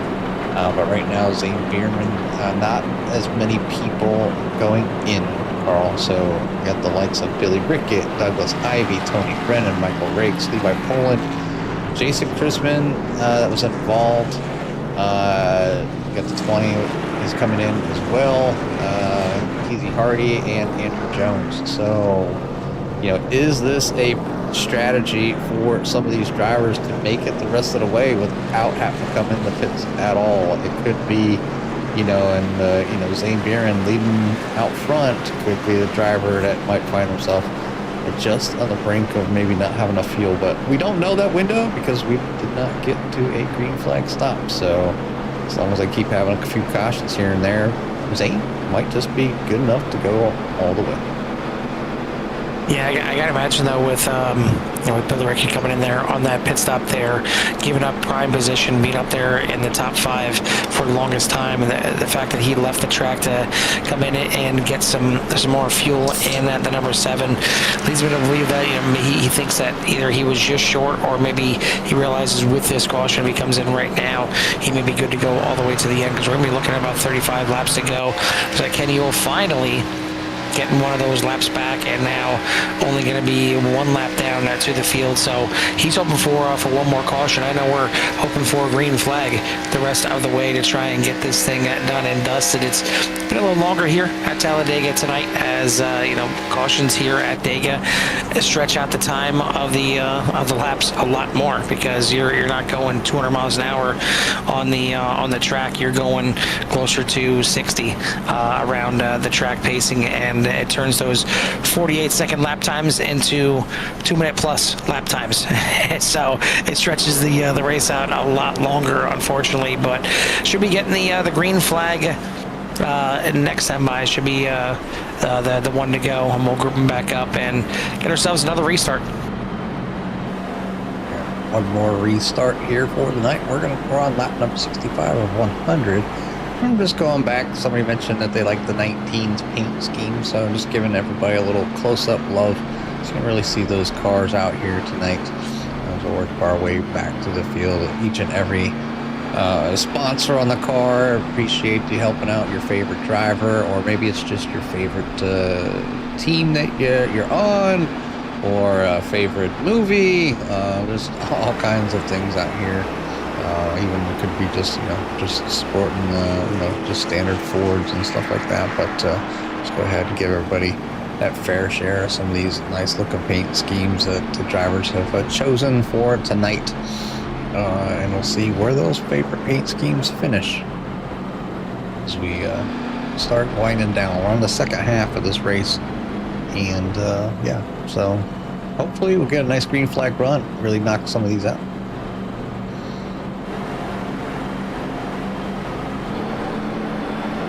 Are doubled up, pace car lights are off, so we will go back to green this next time by, or at least I think so, because, you know, we've had an issue before where we didn't go back to green, so I'm assuming we're going to go back to green this next time by. Once again, Zane Bierman leading the way. He will control the restart here.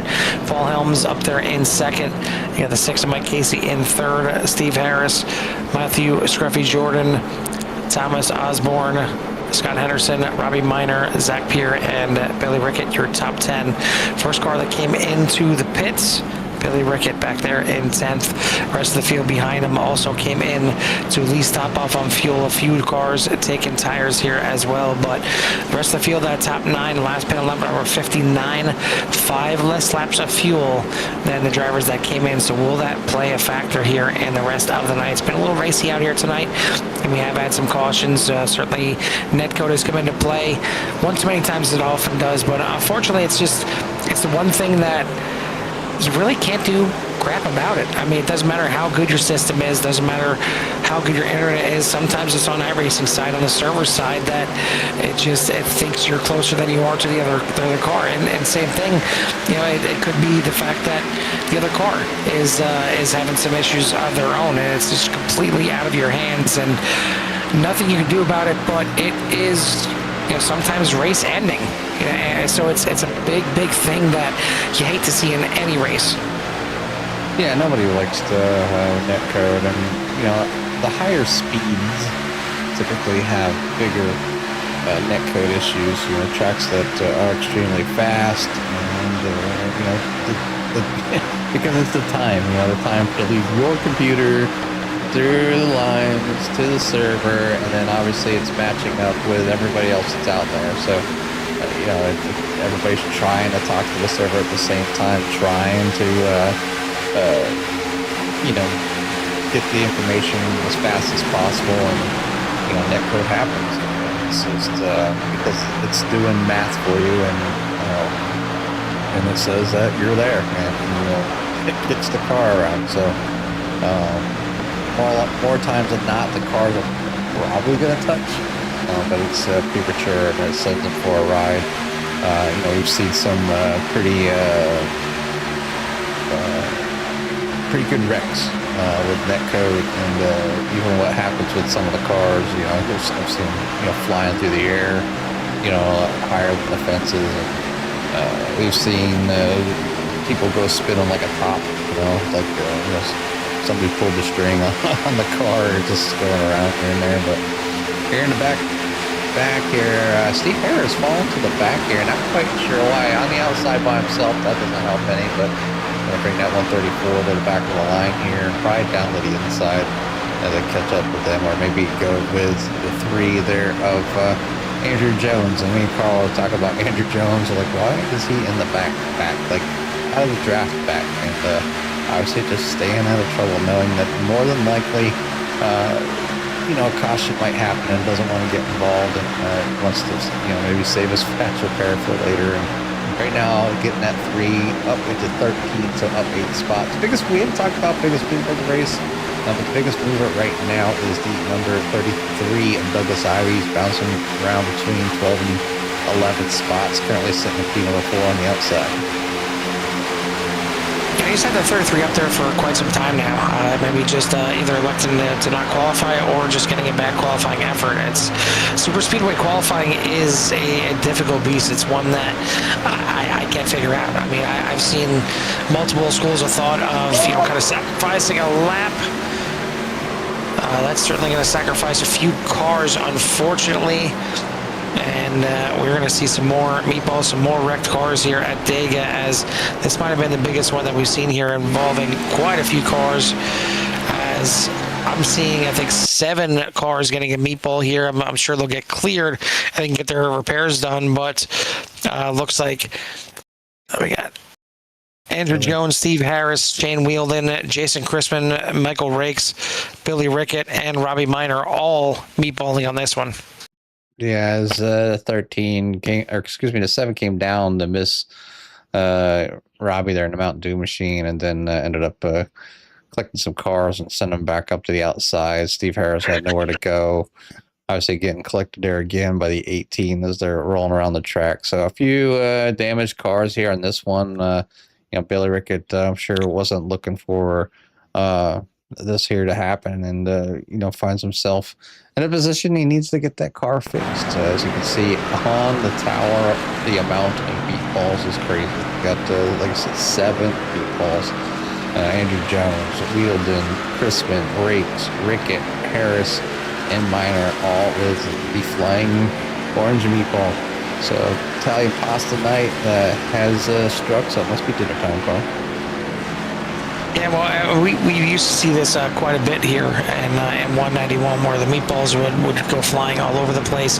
But that was, back when it seemed like it was a different damage model, that you could have dropped a feather on these cars and it would have been a meatball. But here tonight, they're wrecking some cars here tonight, unfortunately. And it doesn't look like these meatballs are going to be taken away. They're going to have to get them repaired, and hopefully some, if not all, these drivers still have a fast repair left, because again, you can't really have any damage and be able to compete here. But it's just goes to show you that whatever Billy Rickett's thinking was going into the pits there, sacrificing that top 5 to go back in the field, take some fuel. This is what can happen. You get out of position, you get back there in the chaos, and unfortunately, he looked like he was partly the cause of the chaos here as well. And it's going to take a lot of cars to get some fast repairs done. We'll see who has fast repairs left. I mean, there's definitely some tore up cars. Yeah, and then on top of that, you have a few drivers. Let's see, the 20 did have a fast repair. I was going to take that, get back out. A few drivers also coming in to take fuel, so and to kind of get this thing out. Does like Billy Rickett had one good to go. Chrisman had a fast repair; he's good to go. But the likes of I think Brakes are in race reporter. Some major right front damage, maybe the second time, and not having anything to get that thing fixed. So gonna have to rely on that crew to get that thing put back together. How long will it take? Izzy Hardy, I don't know if he was quite involved. The car looks pretty decent here from the front. Steve Harris, who's got some right side damage, and he's raging in the car right now. Yeah, he's raging in the car. You can see him wiggling. Oh, maybe he's jamming out. Maybe he's got something on that's maybe just jamming out. Thunderstruck or something. I don't know. Yeah. He's out there bebopping in his car. So just trying to get ready. He's just waiting. It's one thing to wait and watch that timer just click down as you're sitting in the pit. It just says, damage, and it'll give you like a time there, and it just counts down, and you're just waiting and waiting and waiting. And he's sitting there, and if he's like me, I got the track map up. I'm watching where them cars are at, or I'm at, well, back in the day, they didn't even have a track map. You'd have to be like, hey, where's the pace car? Some people would be honest and tell you where it's at. Some would be like, oh, we're back in turn 1 or something like that. And you weren't paying attention. You get stuck in the pit lanes to get a black flag. Yeah. I mean, yeah, drivers will be drivers out there, and some will be nice and some will not. But, yeah, Steve Harris in there getting ready to go. Carl, maybe it's just that broken that it's just, maybe his wheels just kind of free float. And that if not, he's getting one hell of an arm workout right now. Oh, right. It's at the very least he's wearing a flat spot on those tires on the front. They get a gym membership with that car. Exactly. He's gonna come out of there buff out of this race. But Zane Bierman still is your leader. It should be pace car lights out this time by, and we're gonna double up here once again. And sure enough, there we go. Pace car lights are out. It looks like trying to see who just came out of the pits. Trying to see by the speed here. Looks like that was Michael Rakes coming out, just avoiding going a lap down there. And the car definitely looks a little bit better. Still not 100% fixed, and that right front still a little bit worse for the wear, but gonna get that thing back out there and maybe hope another caution comes out to fully get that thing repaired. He's been involved in quite a bit here tonight. Not the way he wanted to have this race, certainly as the in-race reporter, but he'll get it back to the pack. He's still on the lead lap, and Jimmy, you never know. I know we've had these wrecks, kind of happen from 6th place on back here tonight, but we're getting closer to the end, and you almost feel like the later it gets in the race, the closer to the front those wrecks become, and sometimes it involves the leaders on the final lap. So you got to have a car out there that's still got 4 wheels on it to have a chance to win. Yeah, that's the hardest part about a race that's this long. And I know that there's drivers, they take part of some of the longer endurance, well, their normal races, call them endurance races for ovals, like the 600, and I don't know if there's a Daytona 500 too as well. So I don't know how the drivers do it. It's a long time to be out in the car around, something that could be as long as this, so.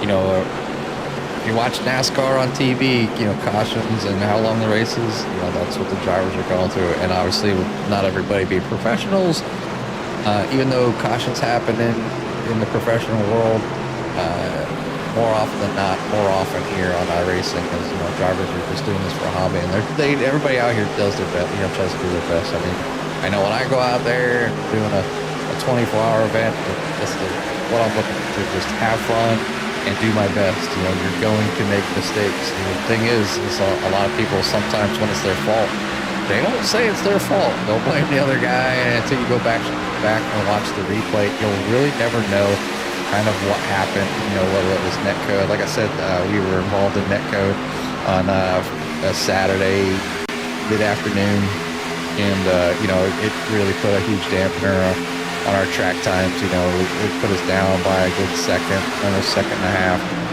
up to 2 seconds, just depending on what was going on. We just did not have the aerodynamics needed before the straightaways. Now, the cornering wasn't bad. We were able to hold pace, but we lost a lot of time in the straightaways for sure. But you see the drivers really kind of starting to scurry. The laps are coming down. We're coming across the line here. This would be the start of lap number 25. That gives us, 26 laps to go as it just turned over right now. So 26 laps to go. St. Bierman is your leader with Zach Pierre back up front there, and right behind him with Tony Brennan, number 65, and P number 3. Then Levi Poland up there in 4th. Michael Casey back in 5th. Scott Henderson in 6th place at the moment, and then Shane Wheeldon and Paul Helms swapping back and forth for 7th and 8th. Douglas Ivey at 9th, and Scrappy Jordan in the top 10. Yeah, now as it starts getting a little later in the race, you're starting to see some new names there at the front. We've seen Zane Berman leading for a while. This is the first time we see Zach Pierre up there pretty much since the beginning of the race, since he had the pole here tonight.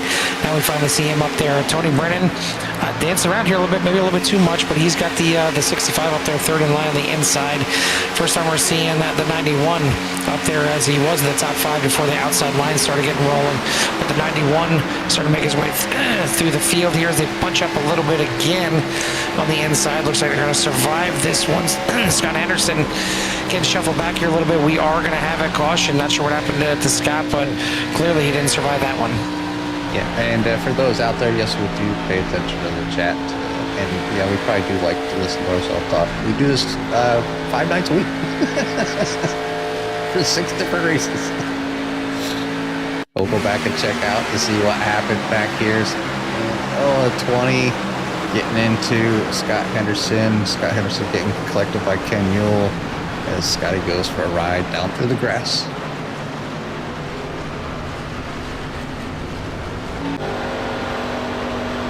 It looked like too much damage on the 72 to get back going here. And yeah, getting back to the dirt race, I think I've had 2 chances to run the Indy 500.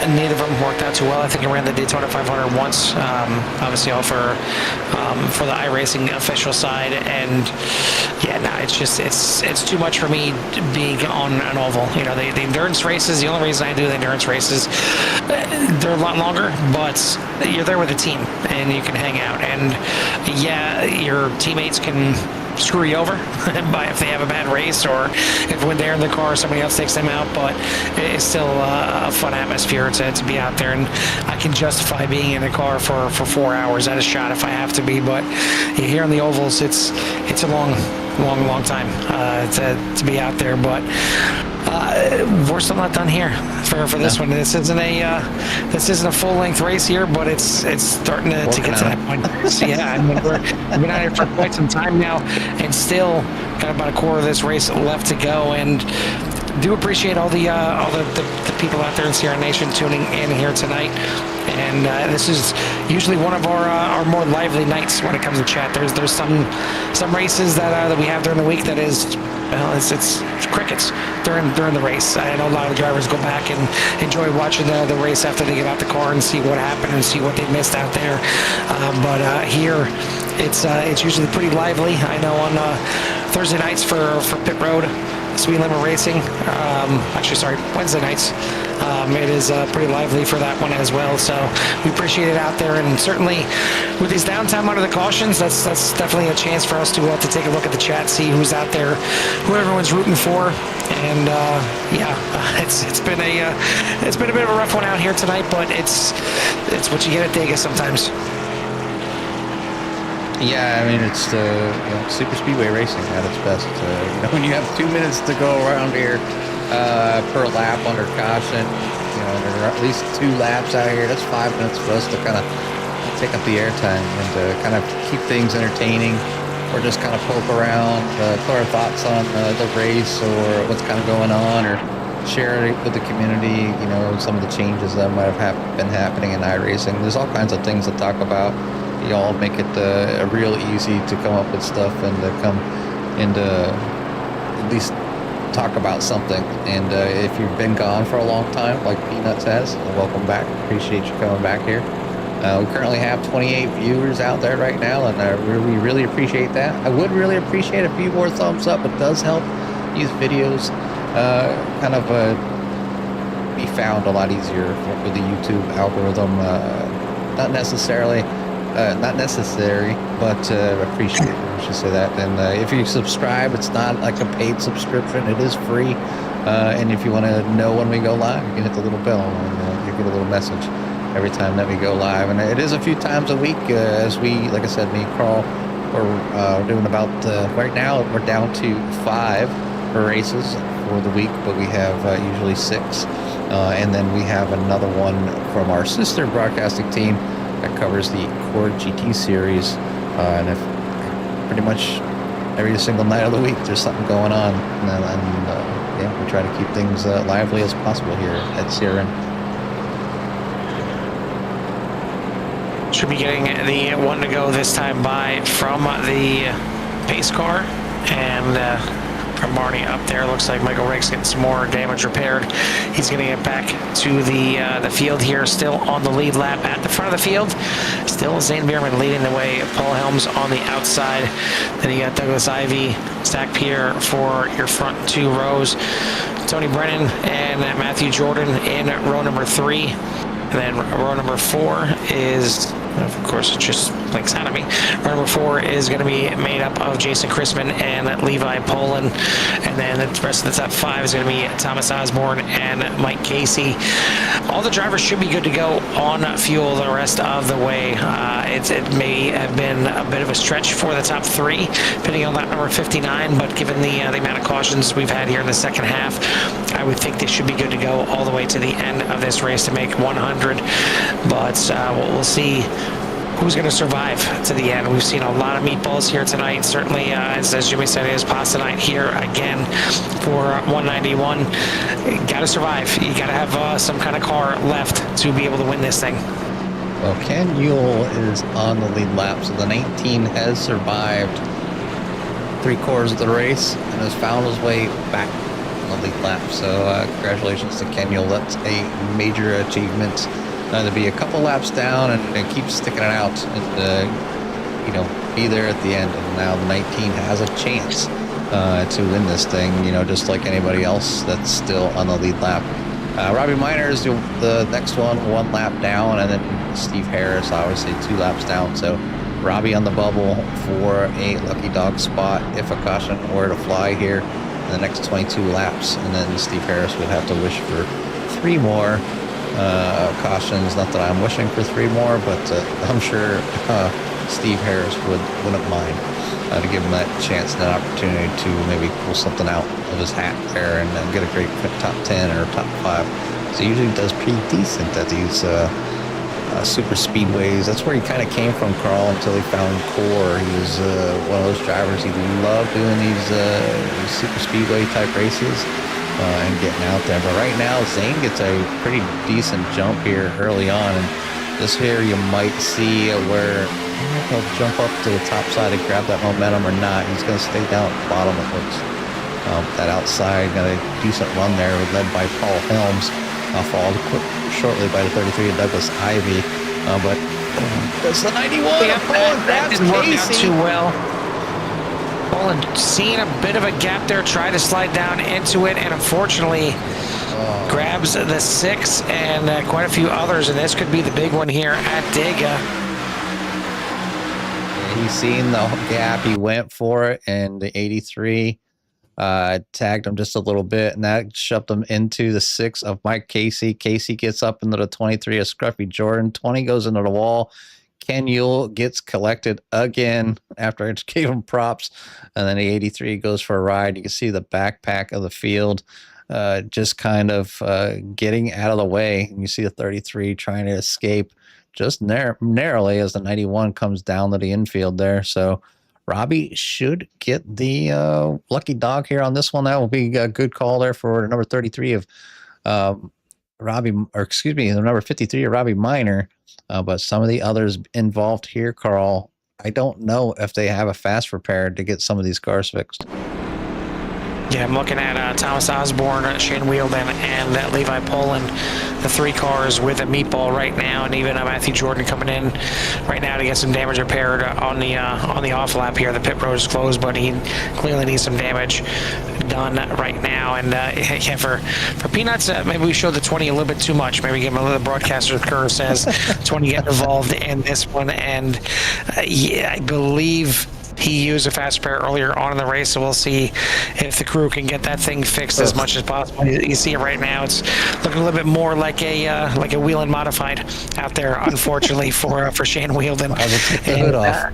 Yeah, I was gonna say, at this point, just take the whole front end off. Just run with your brung at this point. But yeah, and it's I just get done saying it. You gotta have something left that's got an semblance of 4 wheels to be able to get this thing done, because you never know how many cars are going to get taken out by the end of this thing. It's been a bit of a war of attrition tonight. Yeah, and that's where the endurance comes in. The 100 laps of being out there, knuckle grinding, trying to get to the front, staying out front. Bad push gone wrong. 200 miles an hour, when you see an opening and you make the move to take it, it can quickly go away, as we see right there. And they tried to catch it, Carl. But obviously cars get together and sending each other into the wall and taking a lot of good drivers out here. And I'm sure the tempers might be a little high because they typically are when it comes down to some of those situations. But Mike Casey's going to make it back out the track. Ken Yule, unfortunately, trying to get all that damage repaired again. And hopefully get back out there, see Scruffy Jordan come back in for a little more work on the cars as the cars just exiting turn 2, so he's gonna have to probably hop to it here shortly. But back up front here, the lights are still on the pace car, so they still have 1 more lap, so that's a lot of time there for the 23 to get some work done. So they got about 30 seconds or so, maybe even 45 seconds, so we'll see how much damage a lot of these drivers can get repaired. It looked like the front left side came out for the number 20 here. I'll go back down to the rear chase. No, still in. So Yep. Yeah, he's got some work. Maybe it's a modified, but now that thing is still in rough shape. It looks like for the 83, the left side got repaired there, but the right side still a little bit rough for Clutch Nixon, aka Michael Rakes. He is still quite damaged on the front here as well. But I mean, it's looking like the right call for the 55, the 27, and the 64. They have not come into the pit since lap number 59. I don't think they want anything to do with pit lane, anything to do with falling back in this field. They're just trying to get these restarts, get away from any kind of action behind them, and it's paying off here so far. But we ain't done. We still got a little bit less than 20 laps to go. There's still a long way to go in this race. Yeah, it's pretty much a whole race. 19 laps is quite some time. It's a great little shootout. Some of the money races that I've covered, it's been years ago since I've done those, but they'd only be like 25 to 30 laps max. And when they'd have a caution, their first rule was no 3 wide for the first 2 laps. So they had to stay 2 wide, no more than 2 wide at Talladega. Now, when they got down into 10 laps to go, that kind of went out the window. But to kind of alleviate any 3 wide action and cautions coming out, because when you put money on the line, and we're not talking just like $100, we're talking like $1,000, or like it was $500 or $600 for the winner. This group would do it every single week. And I think when I was reading their Discord boards, I think that was over halfway through the year, and I think it was over $60,000 that was collected and distributed between drivers. So yeah, there's a reason some drivers like to get out here and run these races, and anybody could win. There was never really one driver that dominated and collected. I mean, there was a few drivers that would score in the top 5 and receive some sort of purse, but it definitely some money out there for if you're interested in that thing and you'd love to you have money to toss around and possibly lose, because you can see how big of a gamble it is to run here at Talladega. door to door, lap after lap for, 20, 30 laps. Pace car lights are out. It's about time to get another restart here at Talladega. Hopefully this again is the last one, but I fear it may not be for how racy it's been here tonight. Zane Bierman, Zach Peer on the front row, Douglas Ivey and Paul Helms on row number 2. Tony Brennan rounds out the top 5 with Jason Chrisman, Billy Rickett making his way back up through the field, Andrew Jones, Scott Henderson, and Hezzy Hardy for your top 10. But again, who can survive this thing? We still got quite a few cars out there in the race. Looks like 17 cars still rolling out there. 15 of them on the lead lap. Zane Bierman back to the United Rentals restart zone, back on the lap pedal. And once again, we're racing here at Dega as we close in on 15 to go.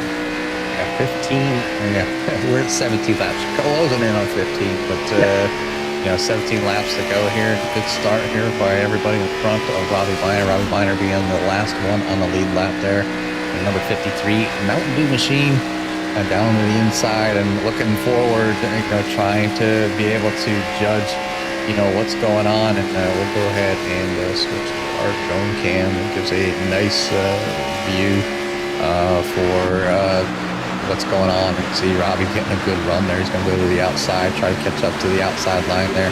See, Ken Yule's still out there, so that's got enough damage repaired to get up there and at least hold within the draft. If you got front damage, I guess the worst thing is leading. So hopefully, that 19 can get behind somebody that's there and push it to the end, and that would probably be his best bet. But that's what I usually found out works, especially when you have some right front damage. Get out there, it acts like a parachute, and there ain't really much you can do, so except lose track position. But Zane Bierman still holding them off, and Paul Helms is number 64 in second place, and Tony Brennan in third. But the biggest mover right now is the number 30, AZ Hardy, so currently in 7th. I'm not sure what happened to Zach Peer on that restart, but he slid back quite a bit here and is slotted now into 8th position. But he's first one in line being blocked in there by that outside line. You see right there another instance of net code contact, because there was definitely some space in between the 33 and 27, but there was contact made. Luckily, both drivers keeping it straight here, keeping it rolling, and we are seeing some drivers start to roll back to the front. That's 7. Is that easy for me to say? The 7 of Billy Rickett and the 6 of Mike Casey have enjoyed quite a few laps up here in the top 5. They're now in the top 5 on the inside line, but the outside line's starting to roll here. That 33, who's been up here quite a bit as well, Douglas Ivey, starting to challenge for the lead. Yeah, and I think you're seeing them drive a little bit closer to each other, and especially from the outside, so they're collecting that side draft, and it can play huge benefits here as the 33 gets out to the front here as they come across the start-finish line. He will lead this lap because he's getting nice shots by the number 98, but they're real close here to the corner. See if they fall down there. They almost got them 55 clear, but not quite. The 98 does not. 33 could drop if he wanted to, but it looks like he's going to stay up there with the outside line. And I haven't talked too much about Jason Chrisman tonight, other than the time that he got involved in the incident here, but now he's got the 98 up to second place. Douglas Ivey still staying in that top line. It looks like that's where he's content. He doesn't want to be pinched down to the inside, and yes, Jimmy's preferred line down there at the bottom. I prefer being in that second line there where Ivey and Crispin are. Kind of spread my wings a little bit instead of being trapped down there in the bottom, not anywhere to go. But to each his own. And we've seen both lines. We've seen the middle line. We've seen the high line. We've seen 4 wide get the win here at Dega, but we've got to get there first. Down to 13 laps to go, as almost seeing 4 wide on cue right there at the front.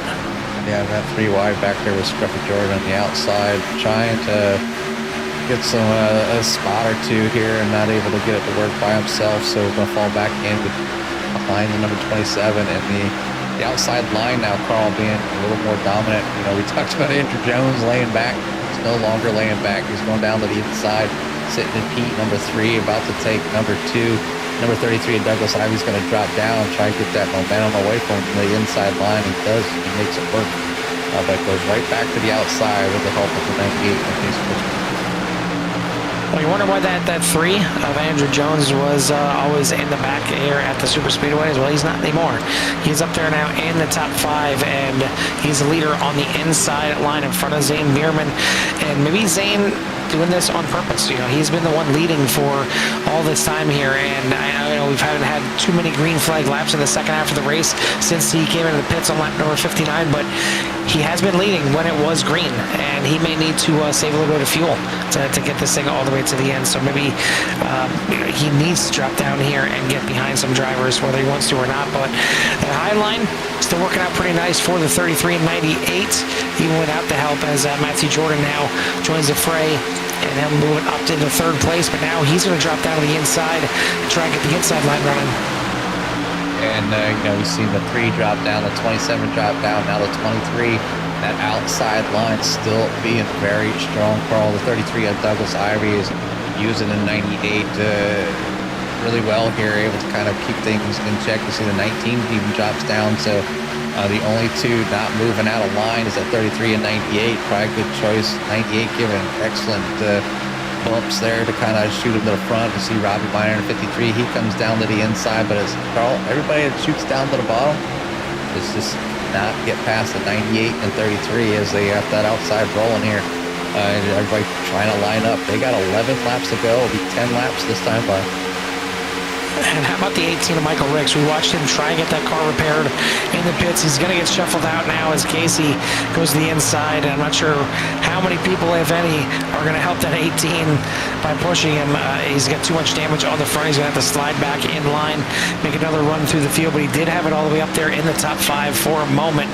But right now, new leader is Robbie Minor out front for the time being. But again, another big shove there on the outside from Chrisman. Mike Casey now up there into 3rd. We'll see if he drops down to the bottom. Looks like he is. He wants to lead the inside line. Zane Bierman trying to come with him, but he's going to have to stay up there in the 2nd line. You see Douglas Ivy now dropping down to the inside, maybe just slowing that run down a little bit. Yeah, there's just kind of taking the air off the 6, and then allows the 98 to give him a shot. And I wouldn't be surprised to see Zane kind of bump him, go down to that inside and give it a shot as well. And Billy Rickey gets right down there in front of Michael Casey, but doesn't make it work. The 33 and 98 do clear the 55 and able to keep that lead. So now the train is down to the inside. That opens the way for Paul Helms and the 64 to run that outside. Can the 65 help the 64 kind of move up through the way there? But you can see the run with the 7. See a little push there from the inside, and the 33 notices it, blocks it, and takes the bump. It's a good little bad bump there, and 33 is going to go around. Oh, no. And this could be a big one here again. Somehow it's not. Somehow it's just a few cars involved. Of course, Mike Rake's got to get a little piece of that one right there at the part of the car that's already damaged, but that's going to bring us under another caution here. Under 10 laps to go, and you've seen it kind of developing. You've seen the 33 try to hold it down there on the bottom, but he opens up a slight little gap. And the 55 sticks the nose in there, and that was net code again. I mean, you slow it down here, you can see it. It's about a half a foot to a foot in between the 55 and 33. And I don't know if these drivers aren't realizing it being in the car of the fact that they can't get this close to each other. That you got to give some kind of room here tonight. I know the side draft is really, really helpful to get around cars, but net code will kill you, plain and simple. Yeah, it's not your friend out there. 18 just touching the 33 as well, so more damage to the 33 from the 18. So it's going to shake things up here, but bringing us under the caution one more time here is the work will need to be done there on the 33, so he gets a chance to come back here. But right now it's Zane Bierman and Billy Rickett up front. I'm not sure why Harris is up there. I think he's getting his lap. Well, he should be getting a lap back, I think. Yes. So Steve Harris should be the lucky dog, but he's going to need one more. And this thing's not over with, Carl, so he has to survive. But you see Easy Hardy there with the meatball. That's not going to help the 30 at all. Again, we're here at Talladega. We are been out here for 92 laps. We've got 8 laps to go. One more caution here, and somebody's still eating ice cream out there. Yeah, I may need some dinner brought to me at some point here tonight. Obviously, I'm missing dinner here to get to the race, but Pizza.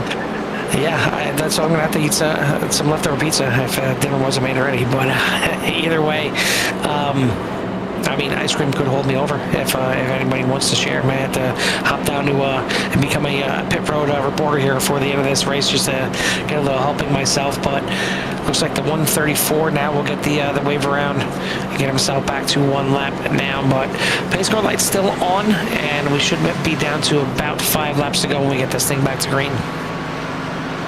5 long laps.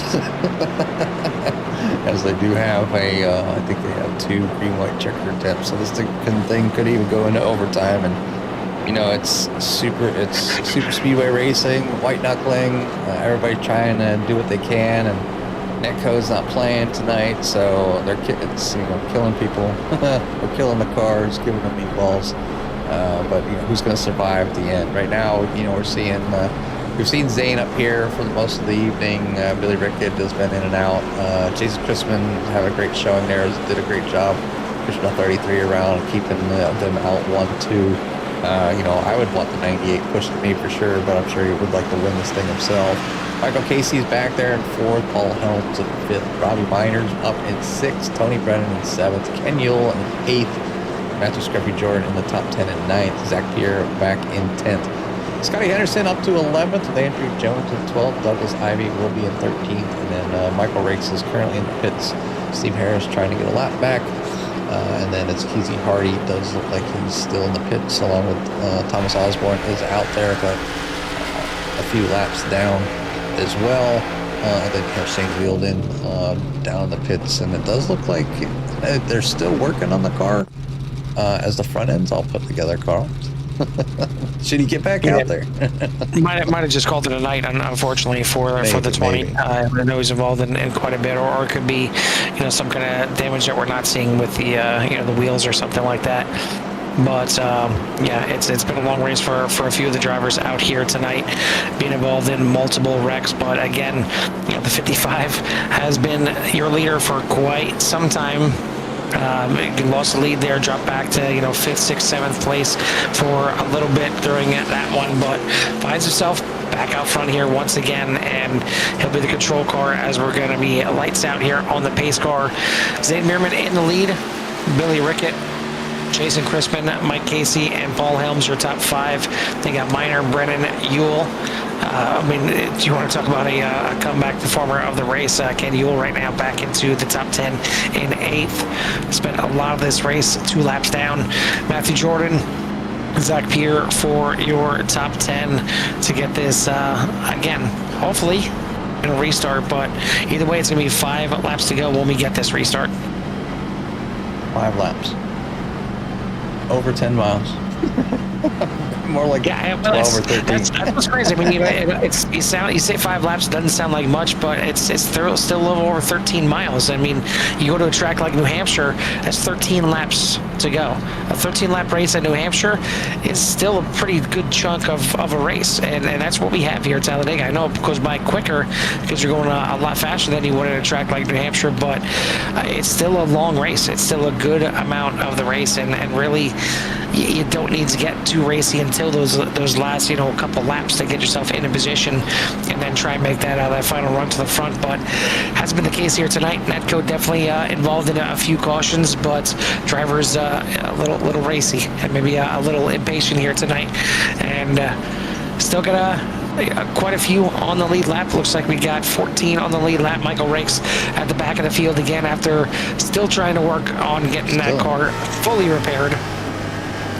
But he is moving into the correct position there in 13th. And we'll get this thing back underway here once again, as it looks like Douglas Ivey had the EOL there for causing the incident. But pace car is once again in pit lane. Let's keep him in there for the end of this thing as we head back to the United Rentals restart zone. Zane Meerman is back on the loud pedal. Now, there we go. It's just such a long crawl to get back there. But now, the only thing I'm worried about, Jimmy, for Zane Meerman is that 7 and 6 hooked up together again. Yet another race where Billy Rickett and Mike Casey are nose to tail at the end. Yeah, it's more often than not you see the 7 and the 6 together.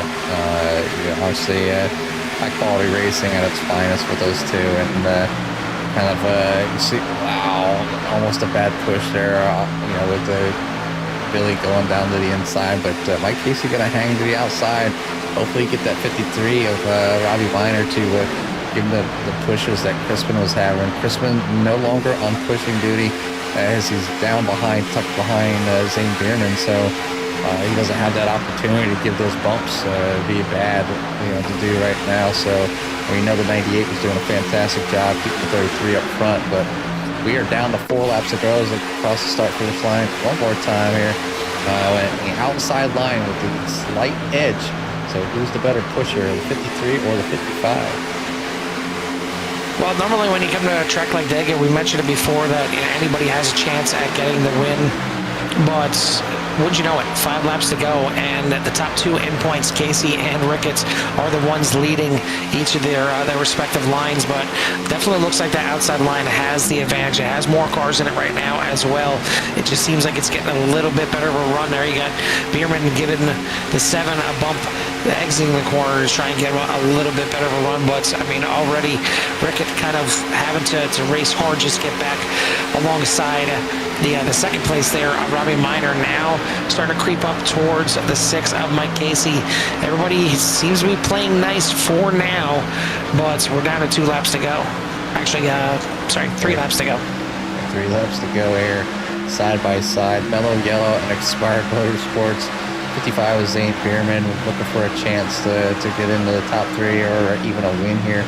A lot of drivers sitting here even with a chance, but I want to count out even like some of the drivers sitting at the back of this thing. And number 72 is Scotty Henderson, kind of sitting in a prime spot of a big wreck where it happened. With just 1 lap to go, if they can stay out of it.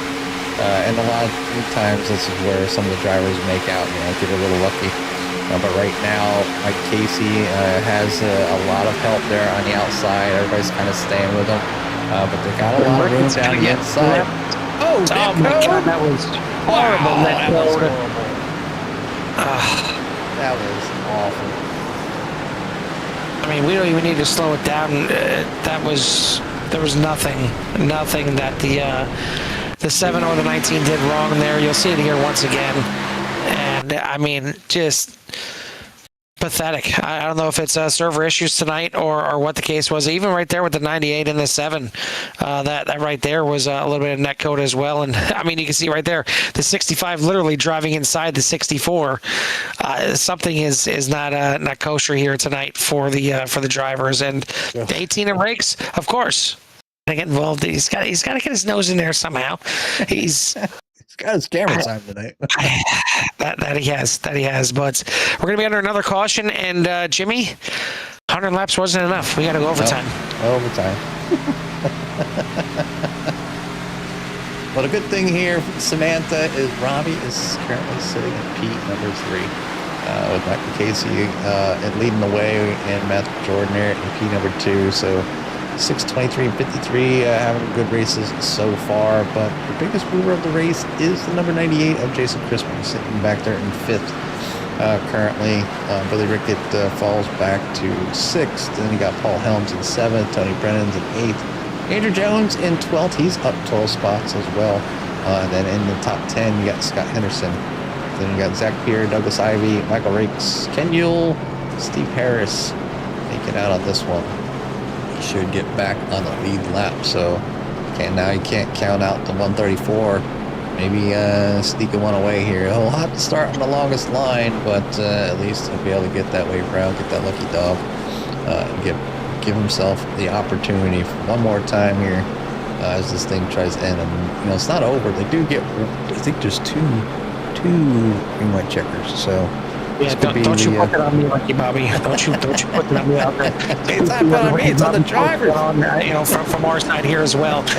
But yes, they do have 2 attempts at a green-white checkered here tonight. This will be attempt number 1.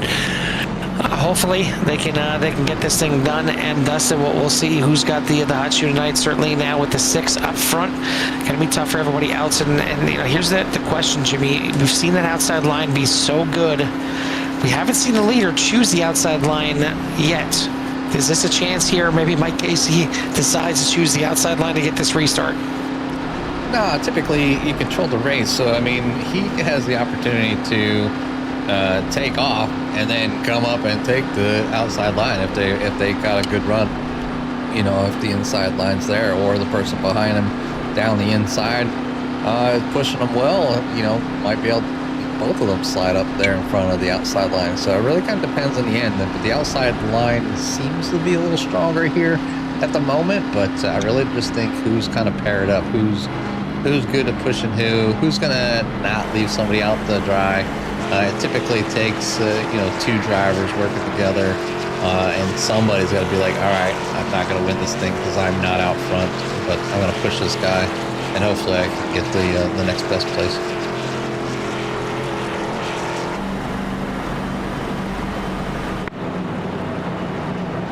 Well, I think the question is, certainly I know Barry out there has Mike Casey out front. Certainly Samantha out there has got Robbie in second. I know there's certainly some Scruffy Jordan fans out there. But who is going to win this race is the question. They're 1, 2, 3 right now, but as Jimmy mentioned, you can throw anybody that's on the lead lap right now in the mix for winning this thing. Hell, at this point, somebody a lap down could win this race the way it's going right now. You got to have a car to be able to finish this thing. Should see the lights go out this time by. It'll be green, white, checkered. Then we'll get this thing underway. 13 cars on the lead lap. And that's going to be Mike Casey, Robbie Minor, Matthew Jordan, Zane Bierman, Jason Crispin, Billy Rickett, Paul Helms, Tony Brennan, Andrew Jones, Scott Henderson, Douglas Ivey, Zach Peer, and Michael Rakes. Steve Harrison, then Michael Rakes. So actually 14 cars on the lead lap. And then you got Thomas Osborne is 1 lap down. Ken Ewell looks like, unfortunately, he is going to be done for the race. He is involved in one too many things here tonight for the 19, and he's probably got enough cautions, enough wrecks to last him the rest of the season, unfortunately. But as we mentioned, we still got 5 more races in the season. Next week we'll be heading to Pocono, and then we got Charlotte with the throwback race at the end of July, Homestead, Daytona, and Las Vegas to finish out this season. So we still have 1 more race out of Superspeedway under the lights at Daytona. Hopefully a little bit better than this one here tonight. Hopefully they're getting it all out of the way now, and we can go, I'd say 100 laps caution free, but we do have a comp caution that we got to throw in there as well. But either way, pace car lights are out. It's time to get this thing back underway one last time. Hopefully. Yeah, and just out there to peanuts. The reason I'm not mentioning what you're offering, unless you're gonna DoorDash, my buddy Carl, he is very hungry right now, and he would love some Little Debbie oatmeal pies right now. So, if you were gonna hook him up, I'm sure he'd be welcome to have those showing up at his doorstep. Yeah, I think I'd take just about anything that's been thrown out there from the Feet Newtons on down. I'll take pretty much everything that's being offered. Just something. I'm trying to drink myself full right now, just because at least that's right what's at hand. But either way, I know that we're going to get this thing done one way or another. Either this green white checkered or a second green white checkered to get this thing done and dusted here tonight. But you can't say it has been racy. You can't say it has been interesting because there's been a lot going on. But unfortunately, netcode has been the biggest thorn in the side for these drivers out here tonight, and biggest prevalence was that last caution right there. But it's time to get this thing back underway. Green, white checker. We're in overtime here at Dega. Mike Casey gets back on the loud pedal as we're racing again at Dega. Yeah, gets a nice start there, and he has the 23 of Scruffy Jordan down to the inside. And like you said, the question is, who is going to go to the outside? Are they going to stay with each other here? And 23 is going to stay behind the 6 here. The outside line hasn't got the momentum going right now, but the 98 slips out, does get alongside the 23. Got a nice run. Will the 6 come to the outside and pick up the 98? It would be a thought. for me, but the 23 is getting a heck of a run right now. It's probably got to get a shot. Yep, there's Scruffy George giving the 6 a shot. A little bump there to the outside will keep that momentum going just a little bit longer with the 98 on the outside now. Zane Bierman, will he return the favor to Chrisman and give him a push, or will he let him out the dry call? Oh, there's another net code contact right there. Somehow they keep it straight. We're going to keep it going. Nothing to see here, Daniel. Keep that yellow flag in your pocket as we're going to get the white flag. One more lap to go here at Dega.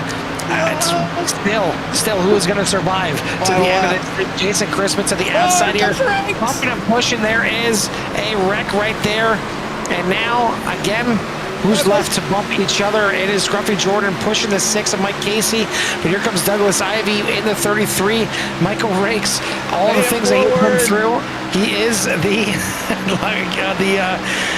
man to watch here tonight as the in-race reporter. But now up here with a chance to get a top 5. Here comes the 53 of Robbie Minor.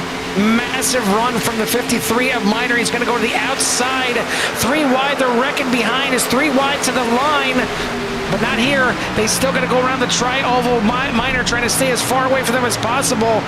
And at the line, it is going to be Robbie Minor over Jason Chrisman and Mike Casey. As Jason Chrisman and Mike Casey, per my SDK, dead heat for second place. So it can't get much closer to that. But how about the run from Minor? Samantha, you got to see Robbie get to the front here, but what a run out of turn number 3. That was one heck of a run from the 53 to kind of come out by himself, and because of the chaos behind it, Carl, there was some major net code behind you. That's not to, to put away. It was really, really bad. Let's see if this will even bring it back here. This is here it is. Just obviously the kind of the carnage here with these few cars here at the end. But before that, we'll back it up here. Kind of try to catch what was going on behind everybody. As everybody lost it right out of turn number 2. And we'll take us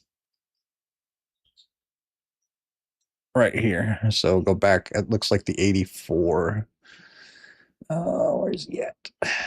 64, excuse me. And we'll go right here. And just the 18 kind of coming in there, keeping down to the bottom. 18 gets shoveled up, hits the 55. 55 holds the brakes and gets it back turned around. And then 55 just kind of going around. And there was some major right there off the 53. So Robbie collected net code there and was able to take that run. There was some major net code there between the 65 and 7 as well, but Robbie gets this run as we'll kind of ride on board here, and I'll speed it up here going into turn number 3. We're on board with Robbie Minor. He's the winner here, and you can see the 5 cars battling it out here, trying to bring this thing down to the end. Actually, it was 5 cars there. And he just takes this huge run to the outside of the 33, continues that draft, and just away they go here. And obviously the mess there in the back, and then we'll go ahead and pause it. We're going to go ahead and go to our our photo finish cam here, and we're going to bring them in here as they come across, and I'll get ready to stop it here as Barney is waving that white flag, as it is the white flag lap, soon to be the checker. And they're coming here right here. I was gonna say you could just go back by the frames. Yeah, so that's where they finished here, Carl. So I don't know where iRacing got them that they finished so close together, but you can see right there how Robbie got the lead there at the end, then Chrisman, and then Casey as they cross the start finish line. So photo finish there for the top 3 here at Talladega. It was a wild one. It's been a long one. We're looking forward to talking to these 3 drivers as this race has finished here for the night. And we'll give you a rundown of the results before we talk to the drivers here. So we'll get rid of all these overlays and show you the overall standing here. Unofficial, of course, pending whatever the league decides sometimes. But your race results here tonight. It's going to be winner goes to Robbie Minor, then Jason Crispin and Michael Casey. Steve Harris will finish in 4th. So doing a fantastic job getting back in a lead lap and almost had that chance, Carl. Michael Rakes in 5th and Zach Pierre in 6th. Scott Henderson finishes in 7th. Matthew Jordan in 8th. Andrew Jones in 9th. Paul Helms in 10th.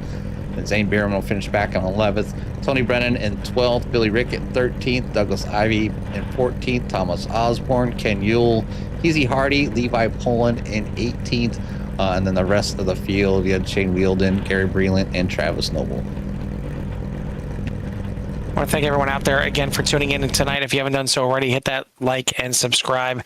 Get you in touch with everything that CRN has to offer. I want to thank our sponsors, One Vision EMS and Transports, Kim's Cups and more, and Beyond the Edge for everything that they do. But it's time to talk to our top 3 here tonight. 3rd place is going to go to the 6 of Mike Casey, only 0.05 of a second from the win. Yeah, you were in the unfortunate spot that I seem to always talk about. I actually didn't bring it up tonight in the race, but for me, I don't want to be at the front of the field coming to the white flag. You were in the front of the field here, and unfortunately, it didn't work out here at the end. But talk to me about that final lap. Yeah, I knew I was cooked. We were talking about it on the in the chat. I was like, I am in the absolute worst spot that you could be in right now. It's just you got to block when you're up front. I don't like to block. I do block a little bit, but I try not to throw crazy blocks because it usually ends up wadding up the field. So yeah, I mean, it was just a good solid run coming to the line. It was up for grabs. I seen a wreck happen behind us. I lost a little bit of my help. So lost a little speed, and then by the time we got in the tri-oval, it was me and Jason, and I didn't even know Robbie was on the top. My spotter didn't call 3 wide, or I didn't hear it. So it was a good, clean finish, though. I mean, of course, I would love to have had a chance to be back there, maybe restart P3 and have a little bit more of a chance to move around and do some dancing instead of just looking in the mirror trying to block. It was, that's kind of the way the play track stuff goes. But yeah, that was intense for sure. It seemed like netcode was the biggest factor here tonight. And there was a lot of cautions here, and where netcode was involved in some way, shape, or another, and some were huge netcodes out here tonight. I mean, is there anything that you talk to your drivers about, when it comes to Daytona, coming up here in a few weeks, or any of the other races, and let them know, like, hey, last time we were at Dega, there was a lot of netcode. You guys got to give each other more room. Yeah, I think it's kind of been something that's plagued us for a while, but I noticed too, after this last update, these cars, I don't know if it shows up on the broadcast, but when you're behind somebody, the car in front of you is actually wiggling back and forth. It's not very smooth. So between that and then having a little bit of a netcode issue, it definitely makes a little bit of a spicier drive and harder to get up there and push people. But, we did some practice, and I think a lot of guys practiced on their own. So I think everybody was kind of aware of that. But the netcode stuff, I don't know if we'll ever get out of that stuff. It seems like the Gen 6 cars, and then being a little bit of more of a legacy car, that may be something we just have to deal with. Yeah, it very well could be. I mean, it seemed like it was so bad that there was some kind of like server issues tonight for some of these incidents. But either way, you finish up here, you get a good points finish. Unfortunately for Billy, it seems like you guys can't separate each other until something happens at the end. And unfortunately, Rickett finishes back there towards the back. You end up getting the top 3. So congrats on the podium here tonight. Who do you want to give a shout out to or thanks to? Yeah, I appreciate that. Well, obviously, thanks to you all at CRN over on YouTube. Hopefully everybody goes over and subs to you guys and gets the thumbs up and keeps up to date with what you guys got going on CRN. But I do want to give a shout out to Robbie Minor tonight getting the win. I think that was his first win. So it's always cool when you get somebody new to get their win, and what better place to get it at Dega. So just want to give him a shout out to get him a win, and Jason on his podium as well. But the normal, man, One Vision EMS and Transport, Richard Hartman, we definitely have missed him for a while. Beyond the Edge is somebody that's new. The Jordan Family Racing, definitely want to give them a shout out for sponsoring the Banjo Man event tonight. We appreciate that. And then Kim's Cups and More over on Facebook. We definitely appreciate them helping out 191. Everybody on YouTube watching tonight. It sounds like we had a pretty good chat going on tonight. So appreciate you guys watching and supporting us at 191. And like I said, other than that, that's all I got. We'll be at the Tricky Triangle next weekend, so I'm very excited for Pocono. So we'll see what happens. Yeah, certainly been a good run so far this season. We'll see what you can do there at another 2.5 mile track, but certainly a lot different there with the Tricky Triangle. Congrats again on the top 3 here tonight. We'll let you go celebrate. We'll see you next week. All right, appreciate you guys. That is your third place finisher here tonight by 5 hundredths of a second. Mike Casey in at the number 6. Second place here tonight, also pretty dang close, less than 3 hundredths of a second. It's going to be the 98 of Jason Chrisman. Hey, Jason, Jimmy, and Carl, open the booth. You copy. Ooh, I know I like being part of that finish. Even though I didn't win, I hope it was awesome to watch because it felt awesome to be in. Oh, I'm going to have to go back just a little bit on your race. The 98, when you were behind the 33, you were given some of the best pushes I've seen in some of these cars in quite a long time, keeping Douglas Ivey up front. And when he came, when you had that chance there on the outside, I was hoping that the 33 would give you the paybacks that you gave him earlier on and push you to a win here. And that number 98 didn't quite happen as they tangled up behind you, but you still had a good run. You finished here in second. Just kind of give us a rundown of your race, because this one here was obviously pretty tough here, and you hung out towards the front, and you're also the biggest mover of the race. You had 17 gained positions for your finish. Yeah, I mean, like you said, whenever Doug went to the outside, I had been wanting the outside so bad all race to just roll. And I think as the race went on, everybody kind of learned, hey, the outside can be great if you just utilize it properly. And once I was able to connect with Doug, like you said, on that outside and keep giving him the pushes, we were able to really kind of just not dominate, but control the race to a point where everybody else was forced to go to the bottom. I mean, I wasn't a big fan of how high he would go in the corners sometimes, but it worked. I didn't expect it to. I guess that's just, he's been doing this a little bit longer than me. It's one of the tricks of the trade you learn after a while, but it was fun. I mean, that wreck, whenever we were out front, that just set off a chain reaction where it was just wreck after wreck after wreck. And it was just at the end, it was who could play their cards right, who showed their hand, who knows what everybody has, and who can do something. I mean, I felt like I did everything I could. I held Mike down on the inside with the side draft. There was a lot of chaos going around behind us for those last 2 laps. But honestly, props to Robbie. That was the best setup for a 3-wide pass I've seen in a long time. And I had nothing for him. If I would have went up to side draft him, I would have given Mike the win. So I just tried to hold down and see what I could do. But honestly, that was fun. It's great to be back. It's been a while since I've been behind the wheel of some league races.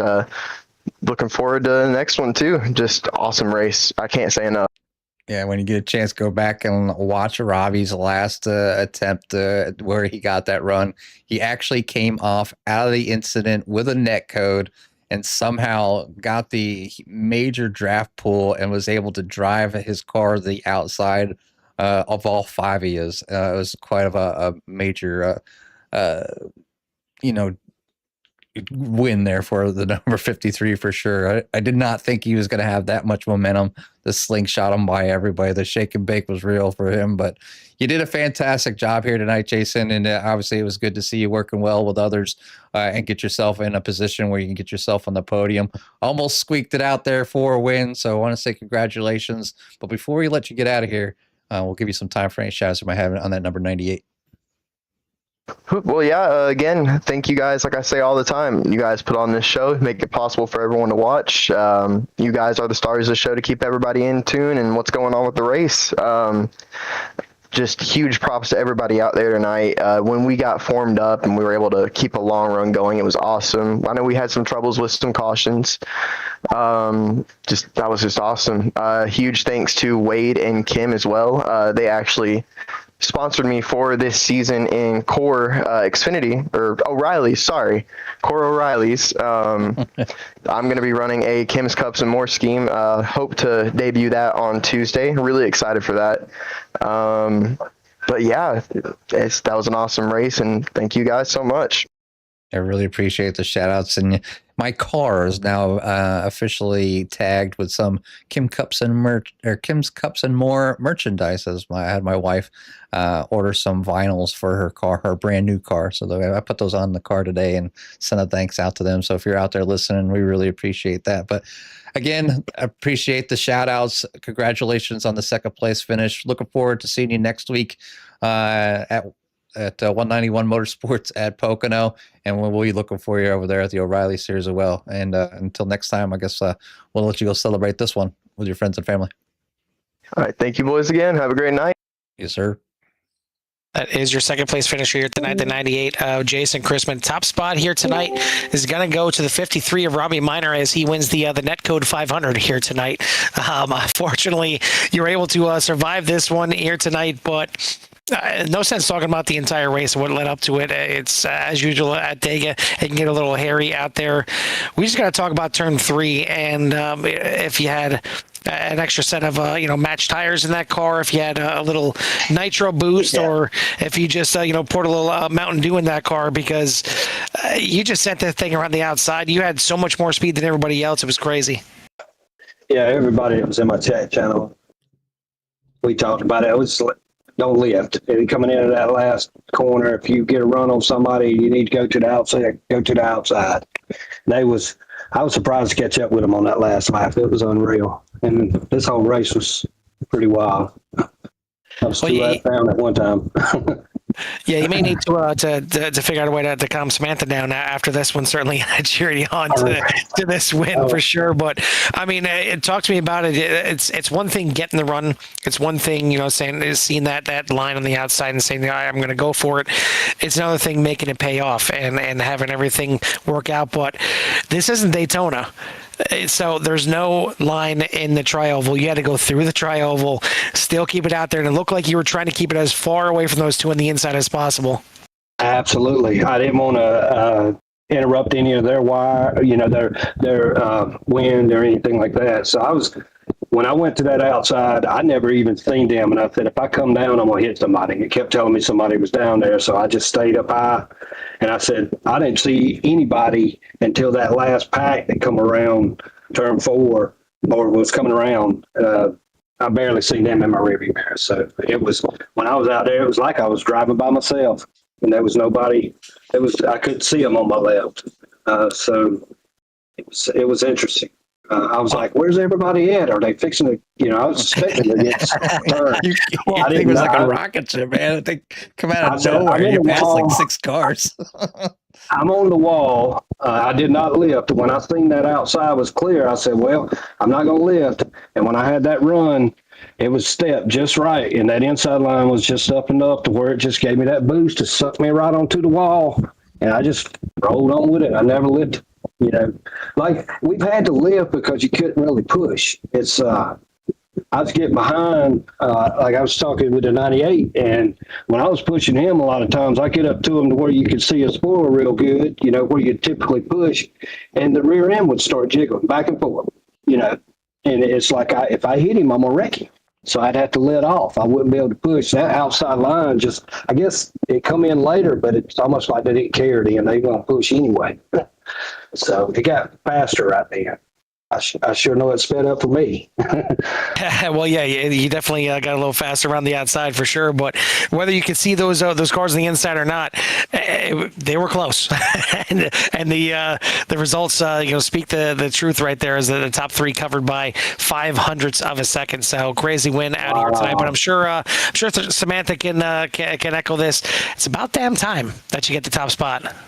Right on. Yeah, I've been at it for you guys. I've been racing with you guys for a little bit, and I sure do appreciate everything you guys do, man. It makes it so much fun and enticing, and it's just wonderful. But yeah, I finally got a win, guys, and hopefully I can get some more on the podiums and line up some good races, get some good clean luck. Well, listen, you can't get your second one until you get the first one. So you got the first one out of the way now, and now you can roll from here. So once again, I want to say congrats on the win here tonight. It's about time you finally get the last interview of the night, and we'll now give you some time to give any shout-outs or thanks that you have. Man, I'd like to thank all the guys that raced with Andrew Jones, Thomas Osborne, and Shane Weldon was driving with us tonight. Man, I'd like to thank you guys, all you guys in the Wagner's, Weldon, all the guys I'm racing with. It's been awesome. It's been a wonderful journey. I finally been able to start at the beginning of the season this year and run with them, and I love it, man. These guys are awesome. Well, it certainly worked out nice, and I know certainly the 3 is happy to have his paint scheme up there in front. He would like to be up there with you, but at least Andrew is getting to see his paint up there at the front of the field. So congrats again. Absolutely. Yeah, congrats again on the win here tonight. Go celebrate this one. We'll see you next week at Pocono. All right, thank you guys. Y'all have a good one, buddy. Yes, you too, buddy.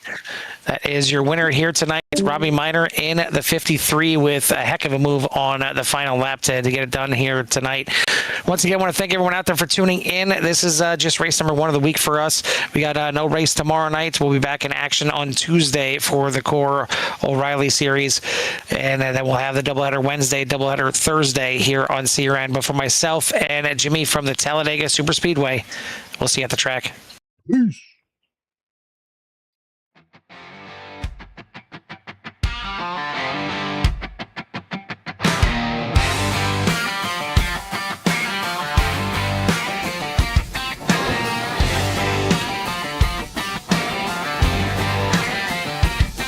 Green flag drops on a Sunday night, engine screaming, fists up tight. Discord popping, somebody said, get you some before we're dead. Lap 1, chaos, 3 wide deep. Somebody blinks, somebody weeps.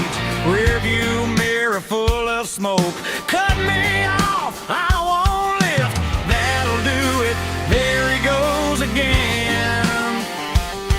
You dive it low, I hold my line. Chrome to chrome at the finish line. 191 is racing, don't you cry. If you can't hang, move aside. Get you some, hold it wide. Get wrecked, get nut, enjoy the ride. Kick me out, that'll do it. Back to the pits, we all knew it. Sunday night and tempers burning. League race live and we're still 3 wide.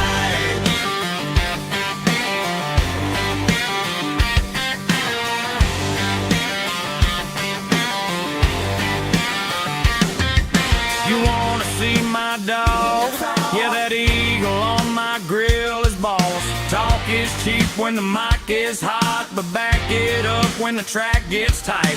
Slide job sent from outer space. Net code give it, net code takes. Somebody's yelling in the chat. Who drove through me? Imagine that. White flags flying, hearts beat fast. One more corner, don't lift that gas. 191 is racing, don't you cry. If you can't hang, move aside. Get you some, hold it wide. Get wrecked, get nut, enjoy the ride. Kick me out, that'll do it. Back to the pits, we all knew it. Sunday night and tempers burning. League race live and we're still 3 wide. Some got skill and some got luck. Some just scream, Scotty, wake up. And men's watching, finger on